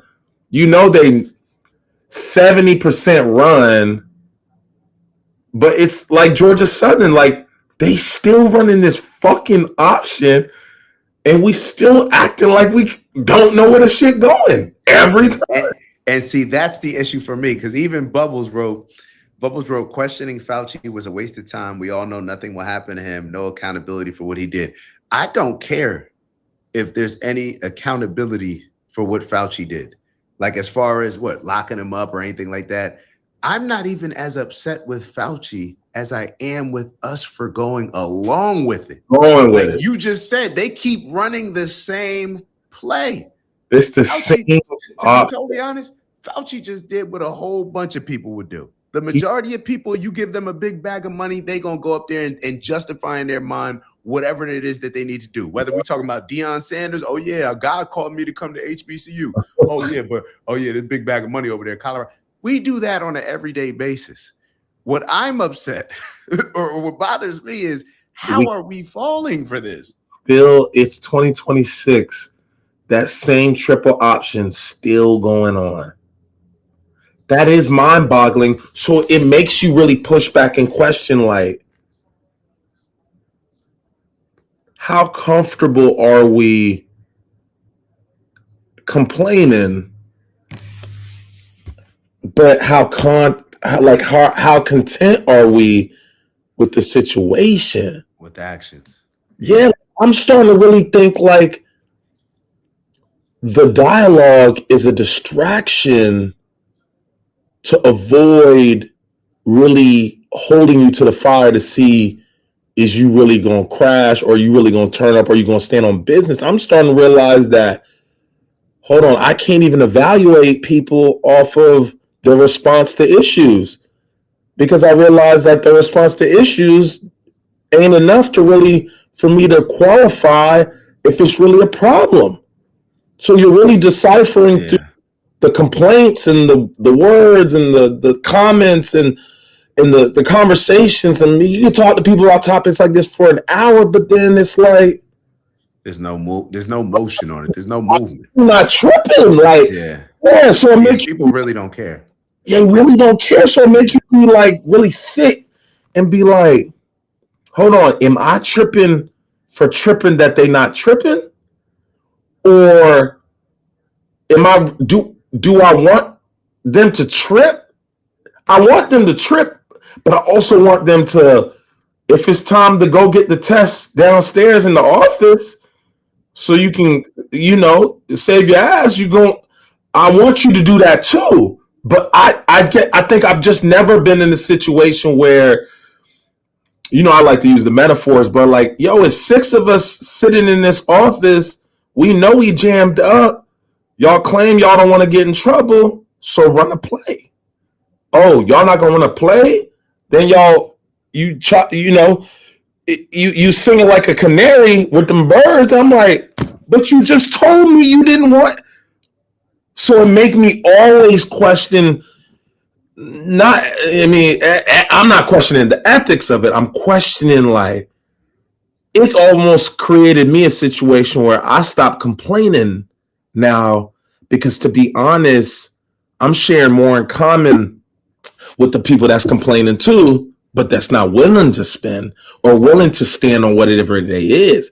Like, you can't really tell none of us. Like, I'm gonna look like every other motherfucker complaining about some bullshit, et cetera, et cetera. So now it's just in my head, I've realized, like, I find myself having the internal conversation all the time. If it's some shit I'm gonna bitch about publicly, I gotta find a way to limit it, but at the same time, I gotta bring light to it.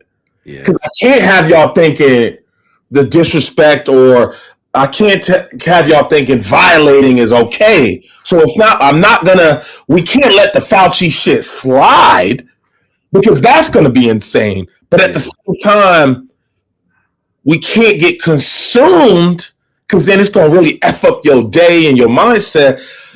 But like, at some point, y'all, like, what are we going to do? So that's a great question. That's what I found myself doing in the beginning of the show, where it's like, if I'm sitting here complaining about how weak men are, like, I'm still complaining. Yeah. Like, you know what I'm saying? But so this is my question for you. Mm-hmm. Do you think that, like, because going back to this earlier conversation I was having, where I was like, I'm not trying to lead anybody. I'm not trying to lead followers. Like, I'm trying to be an example to encourage other people to think for yourself. Don't believe what I'm saying. Don't think for yourself. You don't need to think how I think. We each have different perspectives, different experiences that shape a lot of our perspectives, different biases. And I think that's the whole power of diversity, right? When you bring honest people to the table that are willing to give their honest take on certain situations from different perspectives, different, wherever, then you have a real conversation.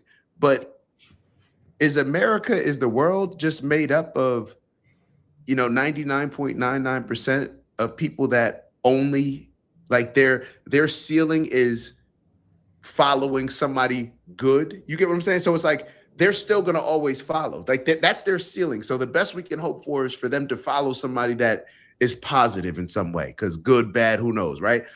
Like, that's their ceiling, following somebody positive, where in my mind, the ceiling is thinking for yourself. Like, just being a free thinker and not being manipulated into thinking and formulating opinions based on comfort and based on convenience. I don't know if that even makes sense. Absolutely. I think because, like, you end up internalizing so many of these conversations, and it becomes like an echo chamber. So you start, like, you say it, you hear it, you believe it, you walk outside, you interpret situations that way, et cetera, et cetera. But I do think I do think it's inevitable. The following is inevitable, unfortunately, but devil's advocate, fortunately. So then, and what I mean by fortunately, if there was 100 million DACs, depending on what they wanted to believe in, good, bad, indifferent, Republican, religion, like wherever they at, like whatever their belief was going to be, they was going to max out for that belief. So it's going to make it difficult for there to be any bit of not control, but like assembly, or, you know, and what comes with all that comes a lot of responsibility. And I know as I've gotten older, like you talk to me at 17, 16, and you could be completely different. Like I remember moments of my dad being like, Brian, you need to handle your shit. You need to be on top of this. Like, and I remember me being like, I don't want to do all that. I don't want to have to do all that, Dad. I don't feel like doing all that. As I've grown and matured, I want to do all of it because I want to control all of it. But I can see somebody who never like, you have to have a dad on your ass to be like, tighten your shit up, get up at 6 o'clock. But if you don't have that, then you don't have that reinforcement. Then you don't have that expectation. Then you don't have that need to be like that leadership, that leadership in the pack energy, like carry your family legacy, the last name, carry the torch, see the sacrifices your parents make. So then, you know, it's your job to go do more. Like when you're not seeing that, I could understand that somebody can really like look into their day to day and just be like, it's not as important, these topics and these decisions and all these things for them, simply because these moments that have made us who we are today, if you're not exposed to those moments, you just like, you really is just trying to sit at the cool kids section at the lunch table. You really is just trying to fit in. You really is just trying to wear what they wearing. Like I saw a clip like that on Instagram where it was like, you could really tell a motherfucker who was popping and cool in high school. Because now you see these grown ass motherfuckers trying to be lit in like their 40s and 30s, and it just makes you really understand. Like, damn, if you didn't really pop it early, or if you peaked in high school and energy like that, it does start carving your mentality, and then you really just start doing groupthink shit simply because you've been on some trying to be in the group shit. And then your politics are with the group shit. Then you're like, oh, you got to get the jab on the group shit. And then, oh, yeah, we drinking on the group shit. And you'd be like, damn, yo, like, but I think a lot of this stuff comes from like early childhood development. Because since I've known you, you've always just been like, oh, I'm on my own type of time. But I've known you since you was like 18 for a freshman year. You always been like that.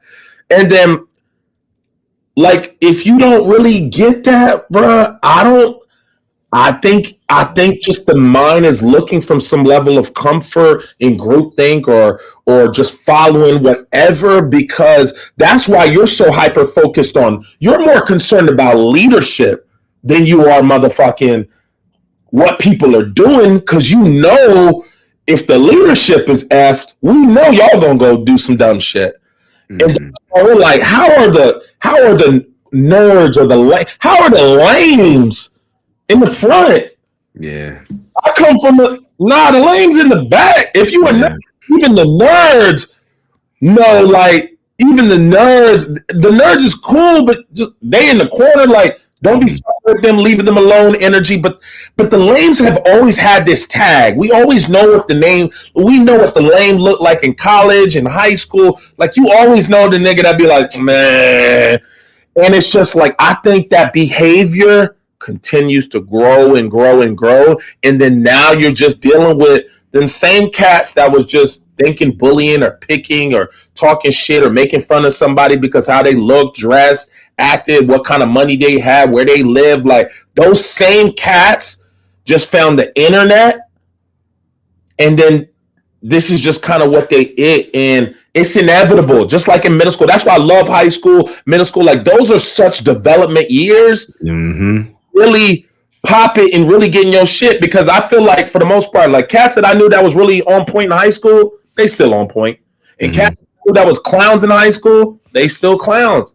And so if you don't get to them early, or you don't put your foot on their neck like Coach X, Y, whatever the coach was that you were showing earlier, if you don't get one of those in that interim moment, which is like post high school, college, like if you don't get that belt to ass like that, oh no, they just end up inevitably just going down that path, bro. So I do think like this comes with a lot of responsibility, and the first difficult understanding is that they're not gonna think for themselves. It doesn't make sense, but it gotta make sense. And I think there's a level of comfort that people are striving for or needing or wanting, because leadership and running shit and public speaking and controlling everything and being accountable for when things go wrong and hit the fan, bro, that comes with a level of anxiety that cats, that shit make them can't breathe, sleep. They running from that pain to be in charge. And I think for us, we've just been in so many positions of, yo, I gotta go run this play, or put all the money in, I'm with the shit. Like we've been in those moments so many times. Game time, Dak, we need a pick. Game time, Dak, we need a touchdown. Lock his ass up, or we not going to the playoffs. But you've been exposed to so much shit in a 10-year window that people ain't been exposed to in entire life, that the thought of leading anything seems insane, diabolical, a death note, like no. And that's why like positions of authority should always be earned. But as we're seeing, like when it comes to politics, in hindsight, the word politics, like it gets political.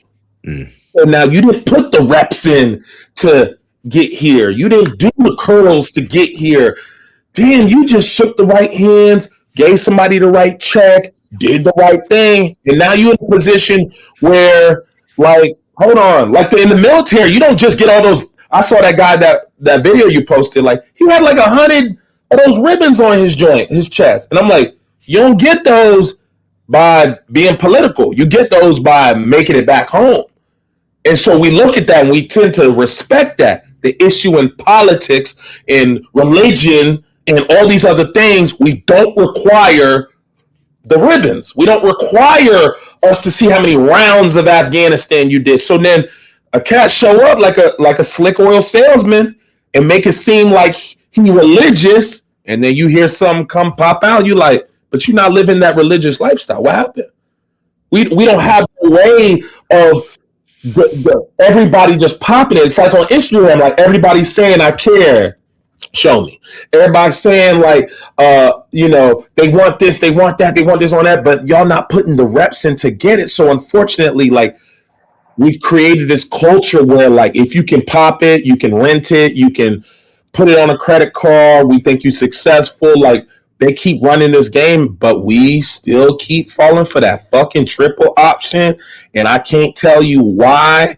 And I sometimes think people don't care. And I think life, the way we value life and when we look at it, how important this motherfucker is. Like, whatever happens after this, I'm not even concerned. I don't care where I go. Like, I'm enjoying this thing called life. I don't know if people wake up with that, like, I love this shit. Like, the game, I love this shit. I don't know what I'm doing. I'm figuring it out. Like, I don't know if everyone waking up with that shit on their heart, their chest. So then they do shit that violates humanity. And it just have you be like, how are y'all, what are y'all doing? How are y'all doing it? Why y'all doing it? When did y'all start doing that? Like, and that silence has been constantly growing. People just saying, fuck it. People just, I don't care. Nothing I can say. Fauci, ain't nothing going to change. Like, we don't want to do that completely because now the lames take over when there's silence. You got to pop it. That's why when somebody violates you, to be honest, you got to pop it publicly. Mm-hmm. The same way that they would have done it back in slavery. Somebody did something out of line with it, buck breaking and all that. They did that shit to make everybody scared and shit. Got to make an example. Yeah. Just to let everybody else know. I know. See, we don't really be doing that. We just kind of be like, oh, nothing's going to change. Shut the fuck up. It's like, no, bro. They wasn't doing that back in the day. They wasn't just letting shit slide, bro. They had a tight course. That's how they kept the shit insane as they did. Morally, ethically, did not feel right to just have niggas shackled in chains. But they constantly did the propaganda and made the examples and did things and gave the religion. They did all these like well thought out things to keep something that didn't even feel ethically right. I don't care if what human on earth, it never could have felt right in order to keep that going for how long it went. Now look, we don't step on nothing. Fauci would go up there, ain't nobody gonna do a motherfucking thing. Fuck all that talking shit. Nobody gonna do a fucking thing to him. He walk outside, walk in the store, ain't nobody touching him, saying it. They not gonna say nothing. That's unfortunately that be the problem. Mm-hmm. When you don't pop it like that, and you don't really let somebody know, like, man, don't play with me. Fuck out of here. And willing to go sit, go do it. Look, violating gonna become the norm, and that's what's happened. Ain't nobody been punching their mouths. We keep letting people violate shit, and there be no recourse to this shit. Humans don't learn like that. It's just you train. Like, look how they train. Like, it's just like training. Like, dog, you miss a play, line it up. you fumble it, line it up. You drop the ball, line it up. Yeah, there's no accountability. There's no shame. There's no punishment. Nothing. Everything's based on making somebody feel good. And and this is where, bro, this is where, and maybe I'm completely wrong on this, and maybe this is my own personal bias. This is why men have to be men, bro. We are not pleasure-based, bro. The stuff that we do to be at our best all requires pain. All requires sacrifice, all requires discipline. It all requires all these things. But then there's always somebody that can come with a little bit of pleasure to manipulate us to, oh, well, this is easier. You could just go with the crowd. You could just do this. Like, there's a group mentality. You wouldn't do all that. You wouldn't do that by yourself, but you do it with a group. Like, it's just, yeah, it's just these things that come up. And it's like, how do you get people to just be more principled and not scared to where they feel like they got to just go with whatever's, being pushed by a particular, what they believe is a powerful force? Because it's not powerful. Yeah. It's and I saw, hold on. I saw a comment earlier. Somebody was talking about leadership. I don't know if it was, we got to figure out how to pronounce Maui. I don't even know if I'm pronouncing that right. Yeah. But I saw something that said leadership comes from the bottom up. Very interesting, because, shout out to our line that we always talk about in America and Remember the Titans.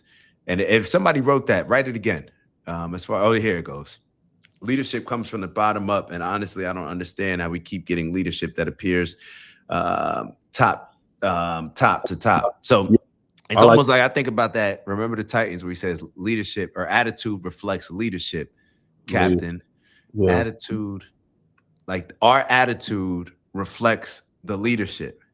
And that only works when there's good leadership. You know what I'm saying? Like, attitude does reflect leadership. Our attitude as Americans, maybe even globally in certain regards, reflects our leadership. But the problem is, what do? Oh, we're going to make Cardi B the leader, Meg Thee Stallion, Jay-Z, drill rappers, whoever it may be. We're going to make lames, because it's there, that aspect, but there's also a bunch of lames. It's the lames with no principles. It's the lames that now all of a sudden y'all went to school, you became this profession, and now you're feeling yourself because you got a little money. And worse than you feeling yourself, because you're still not really feeling yourself, but the other people, the rest of us, we amping you up just because you got a good profession. You know what I'm saying? Something like that. When you really are still the same lame that you always were. Yeah, you just lame with money. Yeah, you're just lame with money. And this is the same thing that Owen Benjamin was talking about, the wizardry. Like, it only works when the people at the bottom buy in to what the people at the top are selling. And it's not the people even, and what the people at the top do is they remove themselves from the equation and they pick out a few people who look like they're at the bottom, who resemble people at the bottom. They align with the culture at the bottom, and they'll elevate them as their pawn to just do the bidding of whatever the people at the top really want, because they know that they can't relate to that group.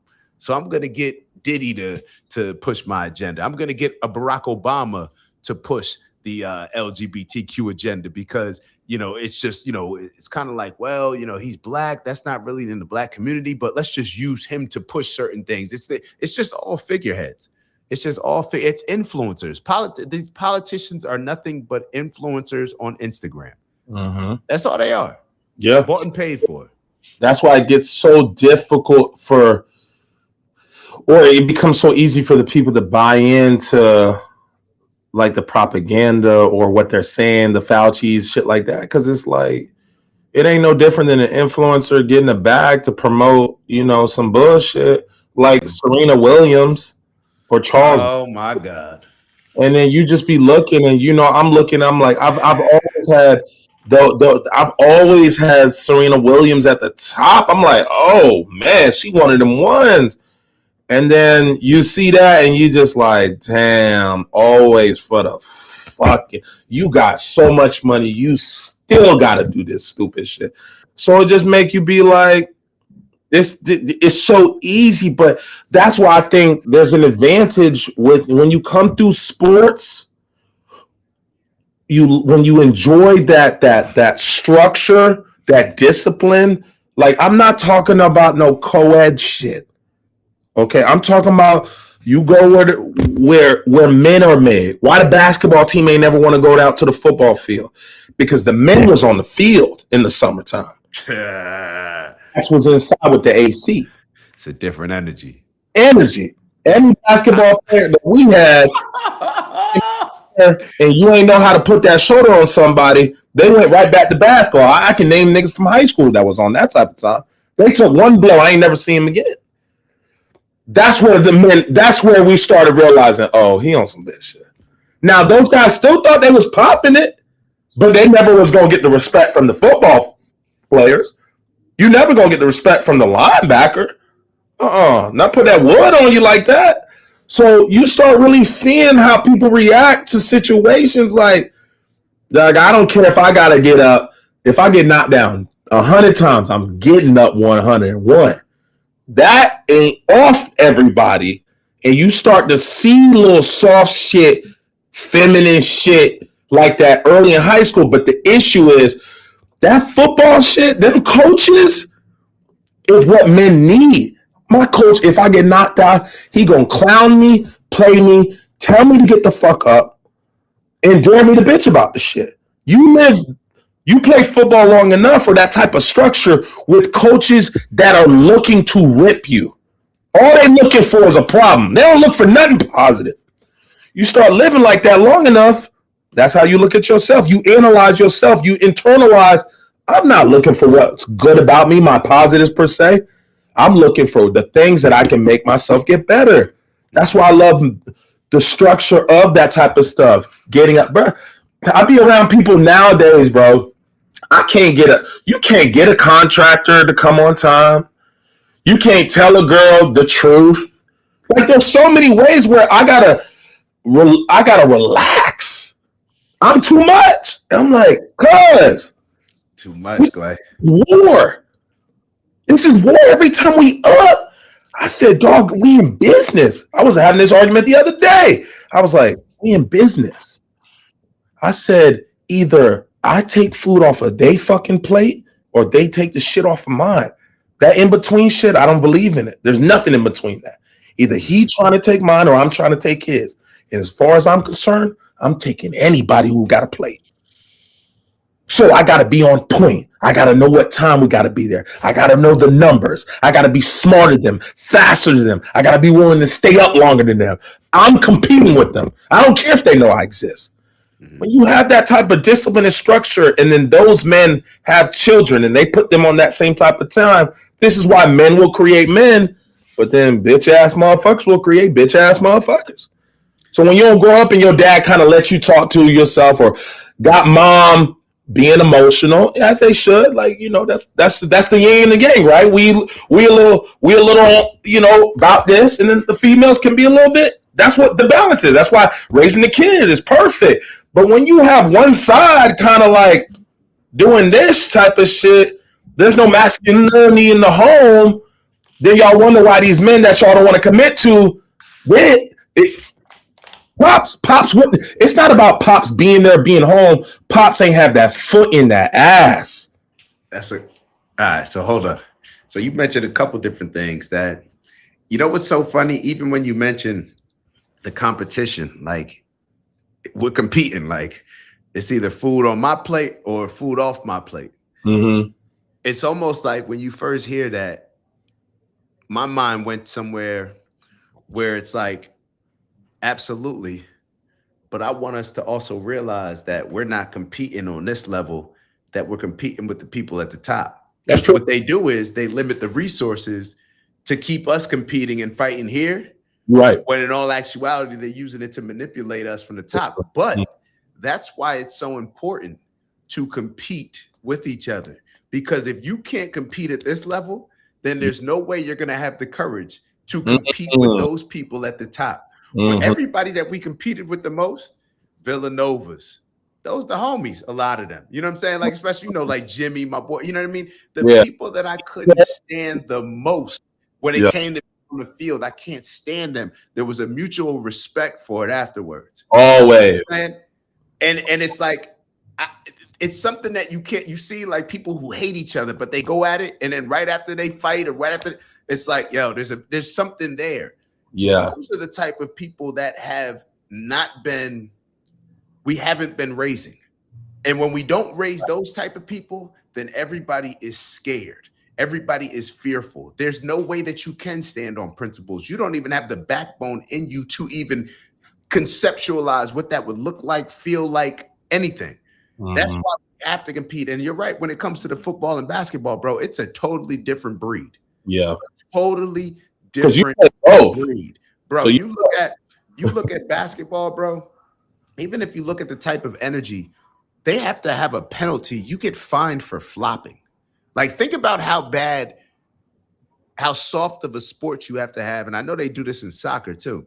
Yo, they just flop and stuff. In football, bro, I'm trying to make it, if I'm hurt, I'm trying to act like I'm not hurt. Yeah. Like, I'm not limping, bro. Yo, you can't limp. They're going to go at you, bro. Limp. Show your arm hurt. Yeah. The next play, what we going at? That's why even when they talk about the bounties and stuff that the New Orleans Saints got in trouble for, I get it. We're not trying to hurt anybody. I'm not trying to injure anybody, but I am trying to hurt you. Be clear. I'm trying to hurt you. Yeah, I need you out of here. I'm trying to injure you. I need you out of here. I need you in maximum pain. Yeah. So if we put money in for the biggest hit, for when we used to talk about, yo, we want to see their fourth string quarterback. Take it however you want to take it, bro. That's a different mindset. You know what I'm saying? Because and it's just a different level of training. And okay, that may not work in day-to-day life. You know what I'm saying? But that's why you got to learn it in sport. Yeah. Because you know what's more dangerous? Maybe getting suckered into taking a vaccine just because Fauci made your life uncomfortable. That's what ends up happening. You know what I'm saying? And that's what I like about like what you're saying with that. It's like when you really get in them environments where it's really like back against the wall, you soft, you getting called out, you trying to knock somebody, you honestly get to a point where you start understanding the power of power. And so to be honest, the people that'll knock you on your fucking ass on the field, or person that get in that ring and knock you two piece, don't be the people you got to be concerned about using their power. Because to be honest, they've mastered the control as a man, and that's the next phase. It's one. I feel like your adolescent years is finding how to create power, and then you graduate to a place where you control that power. You know how to walk away from a situation if it don't look right. You know how to chill. You know, but you also know how to communicate in a fashion where it ain't gotta be rah-rah. It ain't gotta be hands on somebody. It ain't gotta be the blicks are out. It's like, no, I'm gonna talk to you in a way so you know I'm not playing. You can feel it. Floppy. Like let's that's real though. Yeah, you really like you know you done mastered this power joint where you just know how to be like, I'm gonna tell you right now, I'm not even off none of that shit you talking. Relax your tone when you talking to me, and we'll have no problems moving forward. Bro, you gotta know you can take it there, but you gotta know you can take it there to be on that type of time with people. You know, and you also you really protective of yourself from yourself and others. Bro, you be trying to chill so they ain't gotta see you, because you don't want to see you either. When you get in those roles and positions long enough, because you know how to move in these streets, you know how to walk away from shit, you know how to I ain't off not like, you know, and that's what it's gonna teach you. It teaches you how to create power and control it too. And we're not teaching men either or. We ain't teaching them how to create the power, the confidence, all the things they need within them. But what happens is they find a way to get the power, whether that be through their career, their finances, being political, however they find it. And then we don't teach them how to control the shit. And you can't have one without the other. You can't have the power without no control. And you can't have the control without the power. You got to learn how to do both. But when we're not forcing a true curriculum, a process, steps, systems, and processes, A through Z, 1 through 10, cause like we just kind of moving in a way where it's just like, I ain't never respected nobody with no bread, dog. I ain't never looked at nobody with a check and ever been like, oh my God, cause I'm a respect the bread to an extent, but as a man, it ain't never been financial. So respect for you could be up, score 40, you could be up 40, and I'm still like, I don't give a fuck about none of that shit. I gotta respect those. And with men, we do not enforce that. We don't respect that your network. We don't respect just the money. We don't respect because you got a bad one. We don't respect none of that. We respect niggas who taking care of their kids. People know how to move, how they need to move, being educated, inspiring, schedules, discipline. That shit's always gonna be cool. It's always gonna be cool. But we're not requiring both. And the men gotta make sure. Don't lose sight of communicating that shit. Don't get quiet. Don't get, you know what, ain't nothing gonna change. Don't lose none of that. Same way you would step on shit when you was younger, stay on that shit. You gotta make that shit normal and cool. You're not blowing shit up. You're not too turnt. Don't let them try to make it seem like you overreacting or fuck all that. This is what you on and stay on that. You bring up a lot of good points, and it makes me realize, like, this is why it's so important for young kids. Like, when they were trying to push all that emasculated young kids and all this other weird stuff on these kids, in my opinion, and participation trophies, all that stuff that doesn't encourage maximum competitive nature, especially in a lot of our young men, what it does is it throws off the dynamics. Now, when you never had that, when you never developed a sense of accountability, when you never lost and had to figure out, like, so what, you lost, you don't get no fucking trophy. Go work harder. Go be better. Then you lost again. Okay, cool. You're going to go get better. Go work harder. No, you're not going D1. You're not going here. You're not everybody. When you have that understanding, then in your 20s, you learn to harness, that power, right? You're still growing it, but you're learning to harness it. Maybe you're learning to harness it in your 30s. When you look at a lot of what they use and target as let's say the red pill community, when you look at like an Andrew Tate or some of these other people that are like over the top with the masculinity. And it's like such a large spectrum. That's why a lot of these young kids, because they never developed that, they're coming from the participation trophy stuff and they realize how much that failed them, how much it doesn't get them any girls, how much they feel disrespected, how much like they feel vulnerable. Now they're attracted to all of these over the top masculine people. You know what I'm saying? The little pendulum. Yeah, like they're just trying to, bro, they're just trying to be over the top because they know that it sells. And that's the fear and all this stuff. When you do not learn that at a young age, when you do not learn those skills, those traits, that competitive nature at a young age, then it's really like your cycle's thrown off. You gotta learn that at an early. That's what I mean. Sports. That's what I'm saying. I love the structure of sports, especially male sports, and I think even the female sports that men have taken. Good is good until better is required. Yo, how Finn remember? Yo, shout out to Coach Shoot. Yeah, Finn got a memory on him. Yo. But that's kind of like my point. Like it be right there. It's just like. It's so important to get all of those things. And I think football is such an amazing thing when it comes to developing men at an early age. I would think that the military would have, a level of structure like that. But I see some clown ass niggas out the military too. No disrespect to the military, but it just seems like I like football because football gets into your house. The military's too late. It's too late, bro. It's too late. You're right. Because it's the same thing with the red pill. Yeah, it's the same cat, bro. You gotta develop that. Like that's like throw them in the sandbox. Like you gotta develop that. Like between like the ages of 2 and like 12. Like, I never thought that's the problem. Yeah, the military's the same thing. You get people who. Why do you want to go there? It's like people joining gangs when they're in their 20s and stuff. It's like, yo, this is kind of strange. Like this was like, absolutely. You know what I'm saying? It's just too late. Like the military, cool, but we gotta instill. Why should we? This is the question I have. Why should we be waiting till people are 20 to instill a military mindset? What is a military mindset about? Defending yourself, right? Why should every man? That should just be the staple, and it used to be. We were just looking at how a lot of the gym classes, how people looked, how the high school kids looked. These men, bro, they were doing the same type of training that you would do in the military.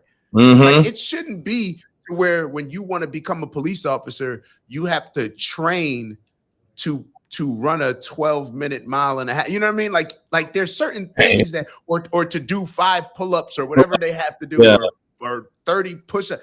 It's like that should be the standard hop off the couch any day type of thing. And the reason why it's not is because it's just not required. Like this is just certain man code, bro. I have bro. It's like I don't even see how you feel comfortable. I have certain friends. I really don't even see how you feel comfortable walking around outside with a girl, like with a woman that you call your girlfriend. I would not go outside, bro. If it's almost like how I used to feel when let's say I had an injury. When I broke my ankle or something, and I'm around, and I'm walking around in a boot, or I'm on the what's it called, the scooter. I feel vulnerable, yo. I can't be walking around with my you know what I'm saying. I feel. Somebody said I sound low. Does my mic sound low? I can hear you good. Oh, but I feel vulnerable. So it's almost funny because I feel less vulnerable in that situation because at least, it take a real asshole to mess with somebody in a cast or somebody on a scooter. But there's people that are walking around like that every day. How can you not do a pull-up? How can you not do a push-up? How can you not how are you feeling comfortable walking around? And the problem is not just defending yourself and protecting yourself physically, but I really believe that plays into your mental. Like you are vulnerable. Look up the definition of vulnerable. Walking around looking weak like that. There's nothing. So then what ends up happening? It's just a bad cycle, bro. Yeah, it's just a bad cycle. I sent you a clip. You should play it on Instagram. You said it. You just DM me. Yeah, I just DM'd it. But it's a football joint I saw the other day. It had me juiced. I think the crowd are like the chat will like that one a little bit. But it's like it's a high school coach, and they about to go play South Florida. You know, football's big down there. But it's game time. Yeah, there it is right there. And so yeah, y'all listen to this one. Like big fellas, y'all earned that. They trying to take it away from you. The game only big could carry city in it. Don't lose sight of that. Next week we go to mainland, same fucking thing. Big game, sold out. We go to Lee County, big fucking game, sold out. Every week we gonna sell the fucking stadium out.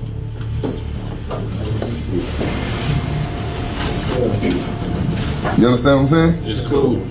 They buy tickets to see niggas die. Get your shit, let's go kill them. Let's go.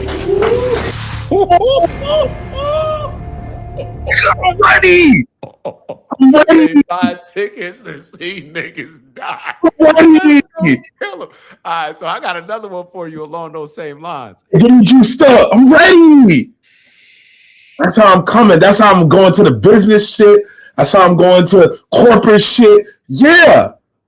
I need that. I saw one. Now I got to figure out this one that I saw because I saw, oh man. Man. See, that's the stuff it may not be politically correct. Bro, I don't care. Yeah, we need some structure. We need some, trying to take it there. My fault.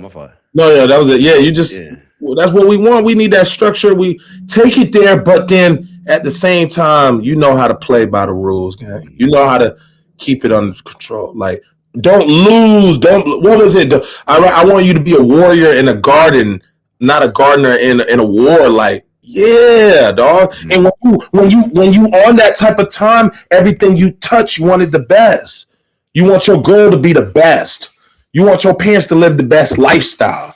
You don't ask permission. You go take what you feel like you deserve. Then you put that on your kids, and they come up growing up expecting the same type of shit. So guess what? They don't deal with them type of guys that be on bullshit or trying to manipulate. Nah, because they got a standard. Because dad set that fucking tone. So I don't deal with no broke shit or mentally broke shit or weak shit, complaining shit. Because I grew up in a house where they wasn't on none of that shit. So then I want what I see.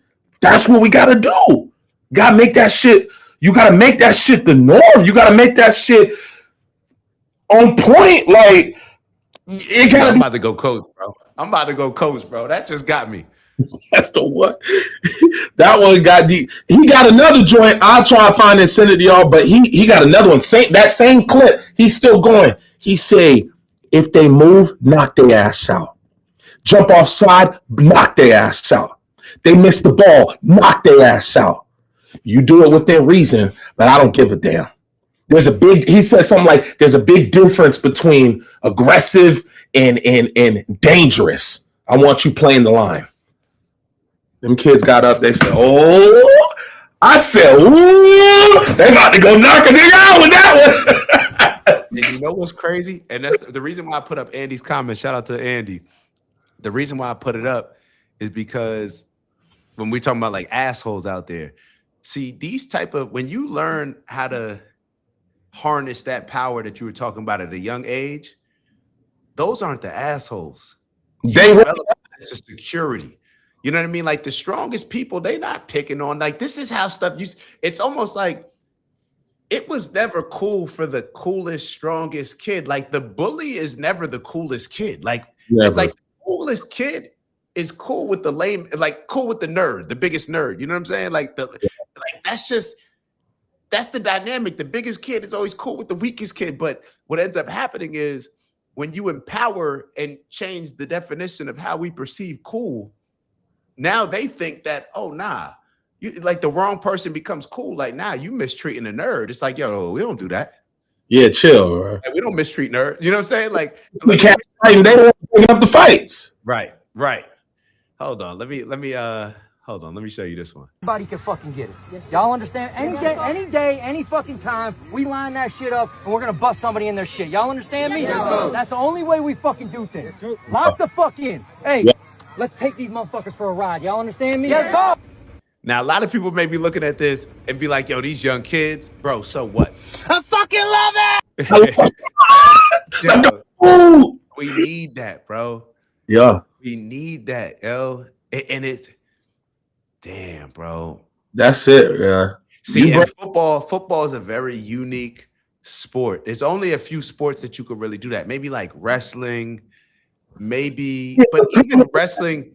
Yeah, like, it's too independent. Yeah, like, bro, when you got the accountability of everybody, and it's not like as full speed, you could get slammed, but there is nothing that compares to you lining up and hit sticking somebody or just trucking. Like, there's just nothing like it, bro.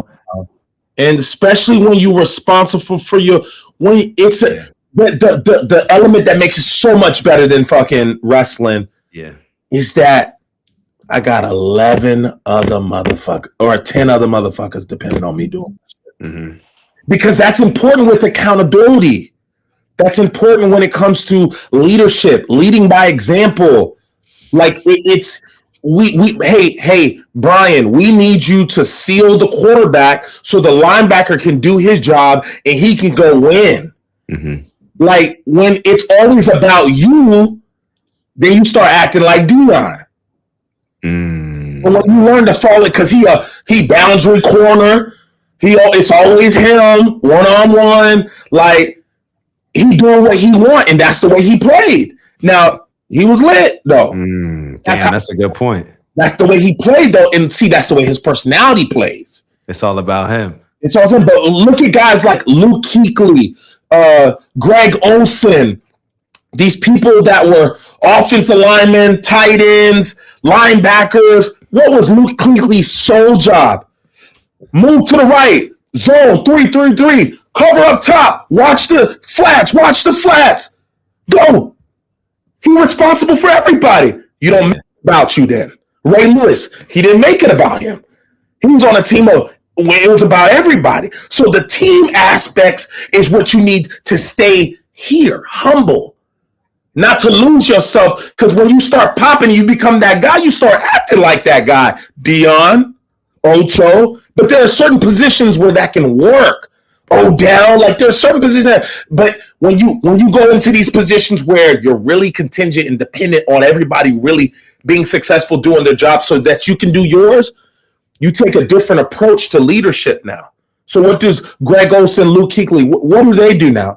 Bro, they coach in the middle school teams and the high school teams around Charlotte area. They're giving back into these areas because they love to see that they can help impact somebody who will impact others. But when you a popping DB, you see what happened with Deion. Then you see what happened with his kids. Like his kids are very talented, and I like him. But I will tell you, it's a two-edged sword with their situation because it's been about that last name for so long.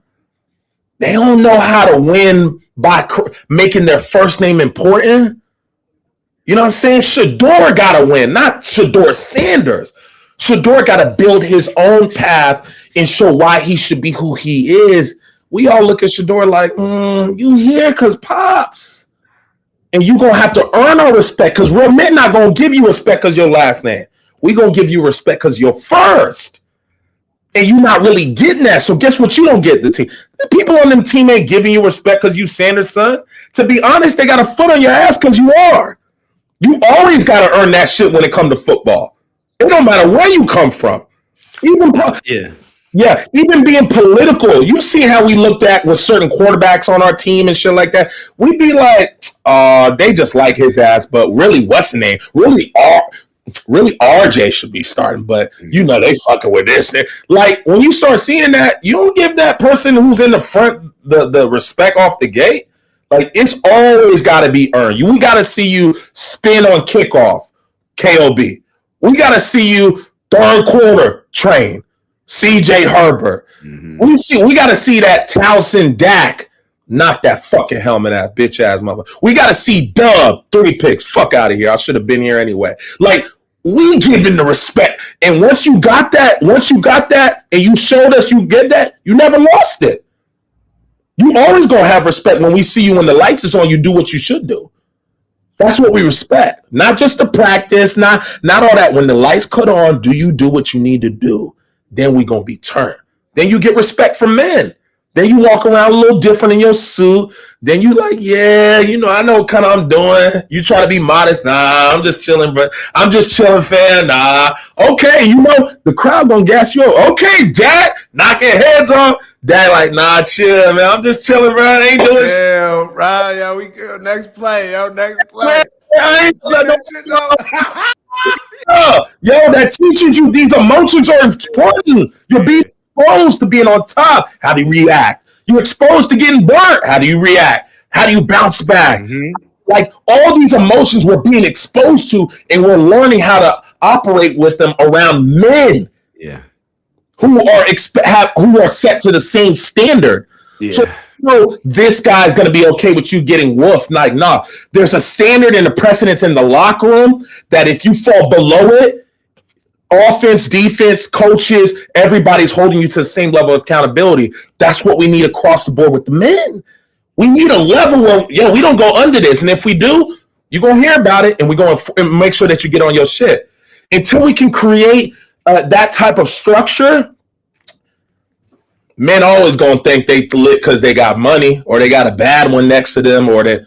Nah, bro. We got to make it a locker room, a village, and set the standard and the tone. Politics ain't got no politics. It wasn't in our locker room. Mm-hmm. Religion wasn't in our fucking locker room. Mm-hmm. None of that shit was in our locker room. It was, that's my dog, and I'm going to war for him. Mm-hmm. All that other shit is out the window. All that irrelevant.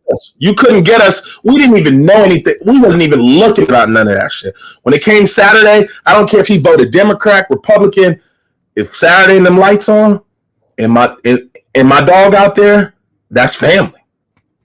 Whatever he need, I'm blocking. I never forget Doug catching them punts, coming back.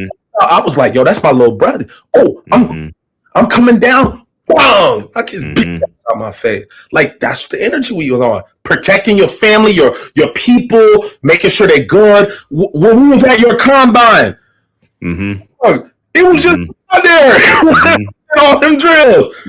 We out there because what? We out there with our flags. You graduate. You done. We come back because we got to see that. We seeing the old heads. We watch NFL players. We like, yo, but what does that do? You set the example for all of us after. We like, we leaving that shit like, nah, it's a league of nothing. You see it just keep going. So all that impact, all that exposure, bro, that carved us into who we are. And a lot of the guys that we know that went through that path with us, Lissamore, Cox, Emac, them niggas is successful today. Yeah, because it's the same energy, bro. It's the same. And it's almost, what's crazy about it is, what are we, when we're in school, we looking at it, the kids that are playing, throwing the Frisbee around, hanging out on the grass while we just finished practice. We got to go to study hall. And it's like, damn, yo, I'm jealous of them. You know what I'm saying? We all jealous of even the cats that just playing rugby. They look like they having more fun than us. Like they just chilling out there. It's like, I know for me, I always looked at it as, I can't wait until I don't have to get this feeling of the day of the game or the night before the game, more of the day of the game where I got this stuff, like my stomach is turning a little bit where, it's like I'm nervous, I'm anxious. Like it's just like, I don't really like this feeling. Like no matter how much I prepare, it's not. Did you ever lose that?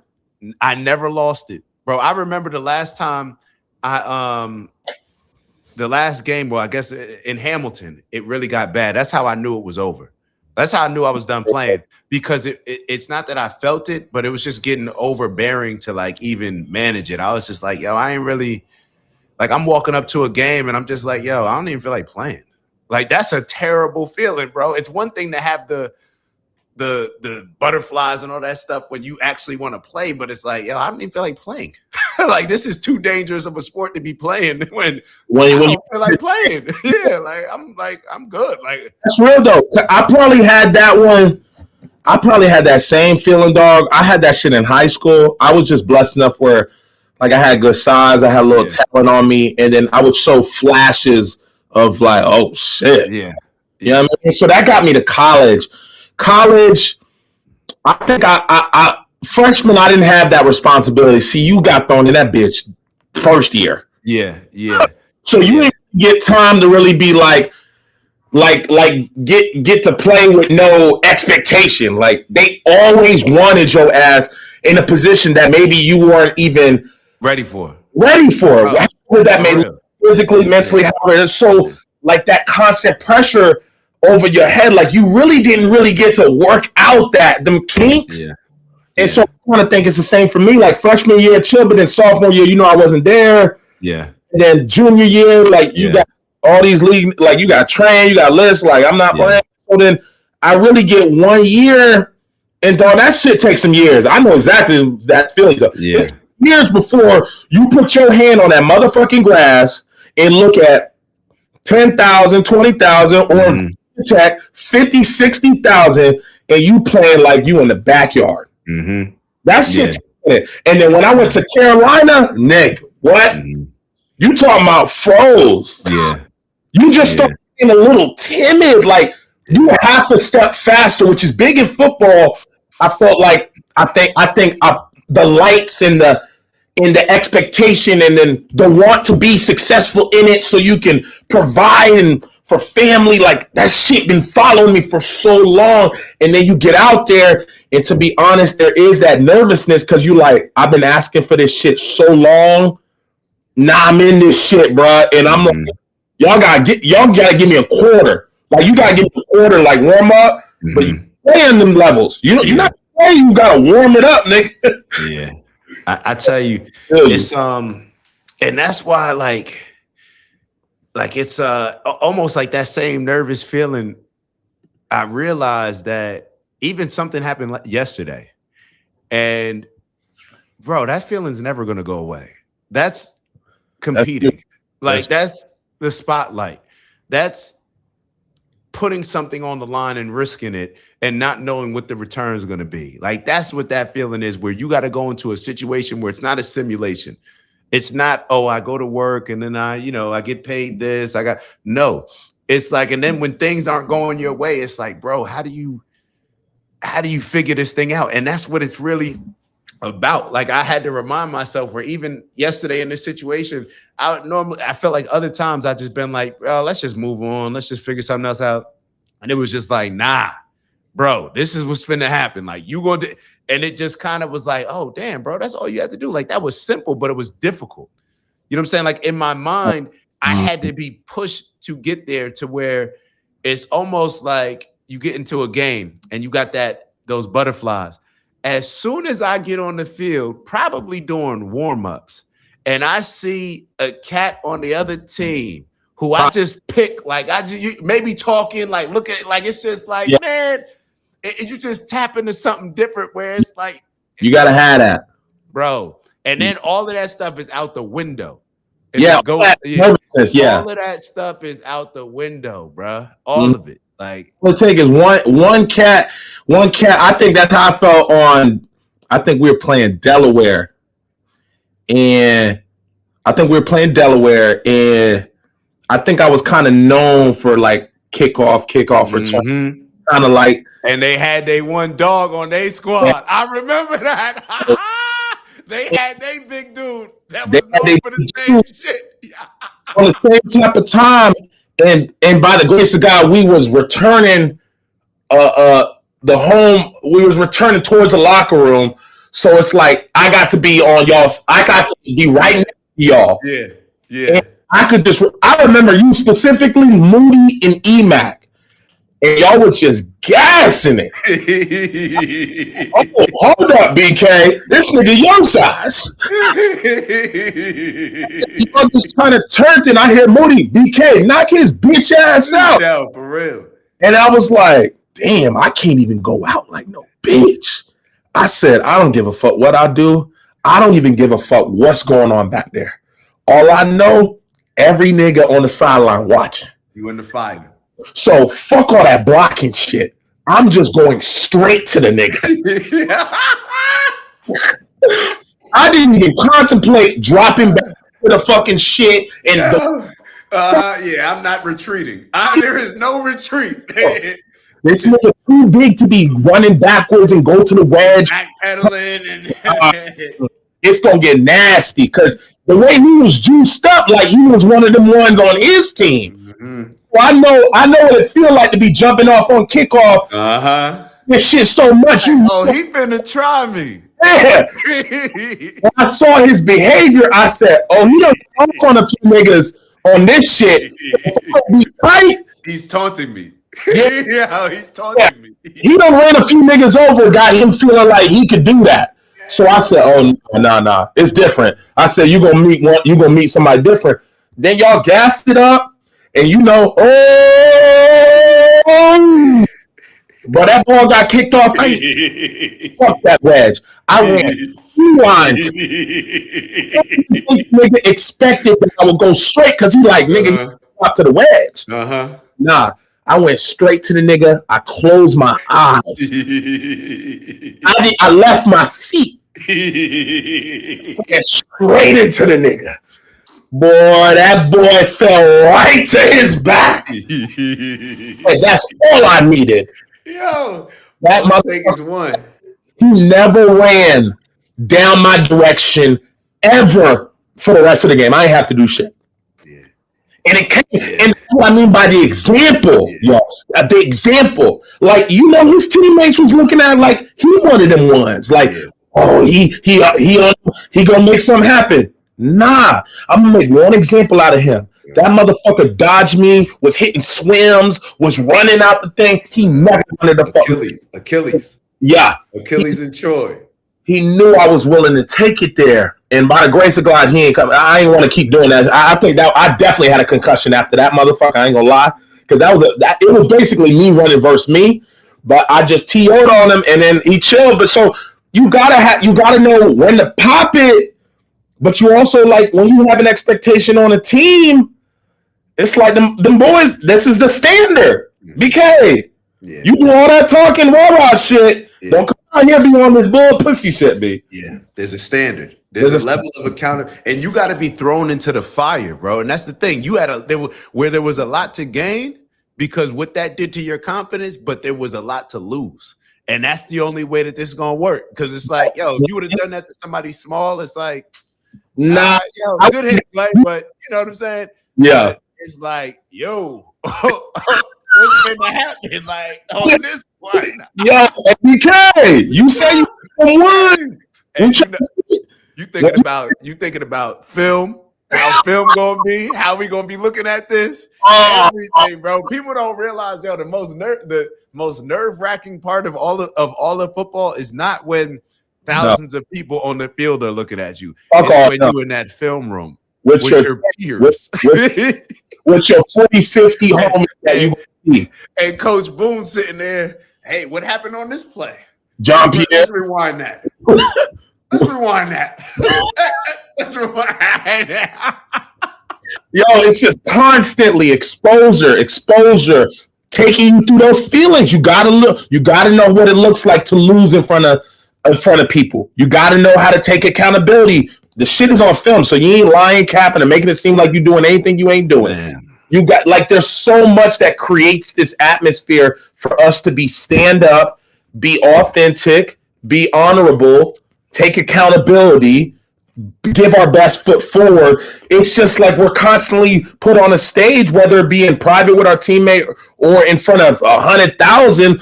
You're constantly being exposed and how to act. And that, bro, I don't think that's why we see a lot more motherfuckers on bullshit than we see tight. Because if we was having this conversation with your boy from Delaware, the DN, Mike, you know he disciplined. Mm-hmm. You understand? Like, we could talk about a laundry list of guys that were pretty solid at sports, at football, that we like, oh, no, that's a solid one. He good. Mike, E-Matt, like Cox, like, they don't be on that shit. It be the cats who they ain't been through nothing, ain't been exposed to nothing, and ain't been in a room where there was a standard. Mm-hmm. It shows and reflects by behavior today. That's the key. The standard. I like that. Whatever the standard. Yeah, man. Yeah, I'm with you on that. Shoot, it's 11:43. Let me see if there's a quicker story for us to. Well, we don't need to have a quicker story. Let me. I put up that Bill Gates thing. You saw that Bill Gates thing that I had on the screen. With Bill Gates' daughter. Let me see if I can. You're at Stanford, don't she? Yeah. So there was this secret Stanford course. How'd you know she went to Stanford? You just knew? Dayron's brother goes to Stanford. He's friends with her. Okay, so there was a secret Stanford course called Rule or something like that. And apparently it's not on the curriculum. It's not anything. It's pretty much one of these little secret societies where they have these elites, whatever, not elites, we're not using that. These powers that be, very wealthy, whatever connected. And you have to get into the course or get into this class by somebody who's already been in the class. And it pretty much just tells you how to finesse society, control the masses, all this type of we're not gonna watch this whole. Alex Jones did like a 28-minute video on it, but just listening to the first couple minutes or however long we get through, it just reminds us. And I think that's what a lot of the things that we're doing, whether the video that we looked on at Vietnam, whether it's exposing how this works. Hopefully we could just expose how the system works to wake people up to realize, like, all right, you can't ignore this. Like, you know what I mean? You can't ignore this. It's right in front of you. And the more people I think that just wake up to this type of stuff, then it's gonna like kind of switch over where it's like, nah, actually the norm is to not go get, finessed by the government. Maybe if there's another pandemic moving forward, like, nah, we're actually moving in. We bullying our way the other way. Yeah. If that makes sense, even though I want it to just be people making decisions for themselves, but whatever. We already talked about that. So let's get into this video. Phoebe Gates just got caught. It's Yahoo News, it's AP, it's everywhere. A bunch of documents just got leaked out of Stanford that she took part in a secret Stanford course on controlling society, used it to recruit for her startup that's now facing accusations of fraud and mass theft. But that's a weak whitewash headline. Here's what the documents actually say. And it wasn't a normal class or lab. It was elite young people with elite academics and leaders. So real quick, just to chime in, and I'm going to shut up. They tried to present the article. I'm glad that he pointed this out, because they tried to present the article as if the problem was that she used it to recruit people to her startup. That's not the issue. The issue is what he's getting ready to discuss. It was elite young people with elite academics and leaders, just like the Communist Chinese set up Confucius centers in all the Western universities. These are eugenics, control, influence peddling systems, and they use people like Epstein to come in and pay people off sex, money, other payoffs, drugs, and that Bill Gates was using that from the academic level right up into government, right into regulatory systems. So she's now been caught in a secret corporate governmental educational node whose goal is ruling the world and controlling the people's minds. Now, you read this is Yahoo News, AP. This is exactly what I told you how it works, and it's how Francis Boyle told you it works. So this is a fact. I don't need to believe Reuters. I don't need to believe Forbes. I don't need to believe Futurism.com. I don't need to believe the New York Post. They tried to recruit my dad into this, and it's exactly how it is. It's by invitation, and it's running on all your major universities. And so you need to understand, when these people want you to take a shot, it's because they want to make you sick and then have the treatments for it and then slowly kill you. These are hyper, super predators that believe dumbing you down and killing you is their right because they're the apex predators and they are fulfilling a niche in the evolutionary system. That's how they teach them. Yeah. Yo, you really only need to watch that, but it's crazy that this course, so it's a 12-student course, 6 men, 6 women. I was looking up some info on it, and this is like, I almost wanted us to watch this other video with this like nerd right that they're talking about, like these nerds, Silicon Valley that are pretty much trying to take over the government. And they looked at, how before Trump or previously to this Trump administration, that a lot of them weren't rocking with Trump. And it's like, we see this a lot where these groups, they'll claim that they're not with the government until they align themselves with people in powerful positions in the government. And then they'll just leverage whatever it is that they need to in order to push their particular agenda. And you see these secret societies that are just like the one that she's in, bro. They're just trying to exploit, manipulate with propaganda, whatever it is. Their goal is to control society. And it's these things are getting put out there. You want to watch a little bit of this? Hold on, my fault. Glad I even. Bill Gates' daughter reportedly took secret Stanford class on how to rule the world. She's Dick Dastardly, he's Adolf Hitler 2.0. Absolutely insane. Phoebe Gates took part, I'm going to call her Phoebe Gates, she has a phobia of humanity. Phoebe Gates took secret Stanford course on controlling society, used it to recruit for her startup that's now a giant known fraud under criminal investigation. Phoebe Gates tried to game the system, but it got in trouble. Did secret Stanford course to rule the world inspire? So the New York Post, others are just spinning it about, she went there to learn how to be a criminal. Well, what are they doing teaching this? And then the media is acting like it's just some college lab or course. No, it's not. It's an elite node, and I'm one of the first people to ever expose this, and I'll get to that in a moment. Bill Gates' daughter took secret classes on controlling humanity. Globalist billionaire Bill Gates' 23-year-old daughter, Phoebe, attended a secretive, off-the-book Stanford University course that taught a hand-picked group of ultra-privileged elite students how to manipulate and control society. Yeah, that's what Daddy sends you to. The classes guided students on how to navigate power structures, exploit bureaucratic weaknesses, what's Daddy do, steer public opinion, and get what you want from institutions. He spends tens of millions a year buying out the media.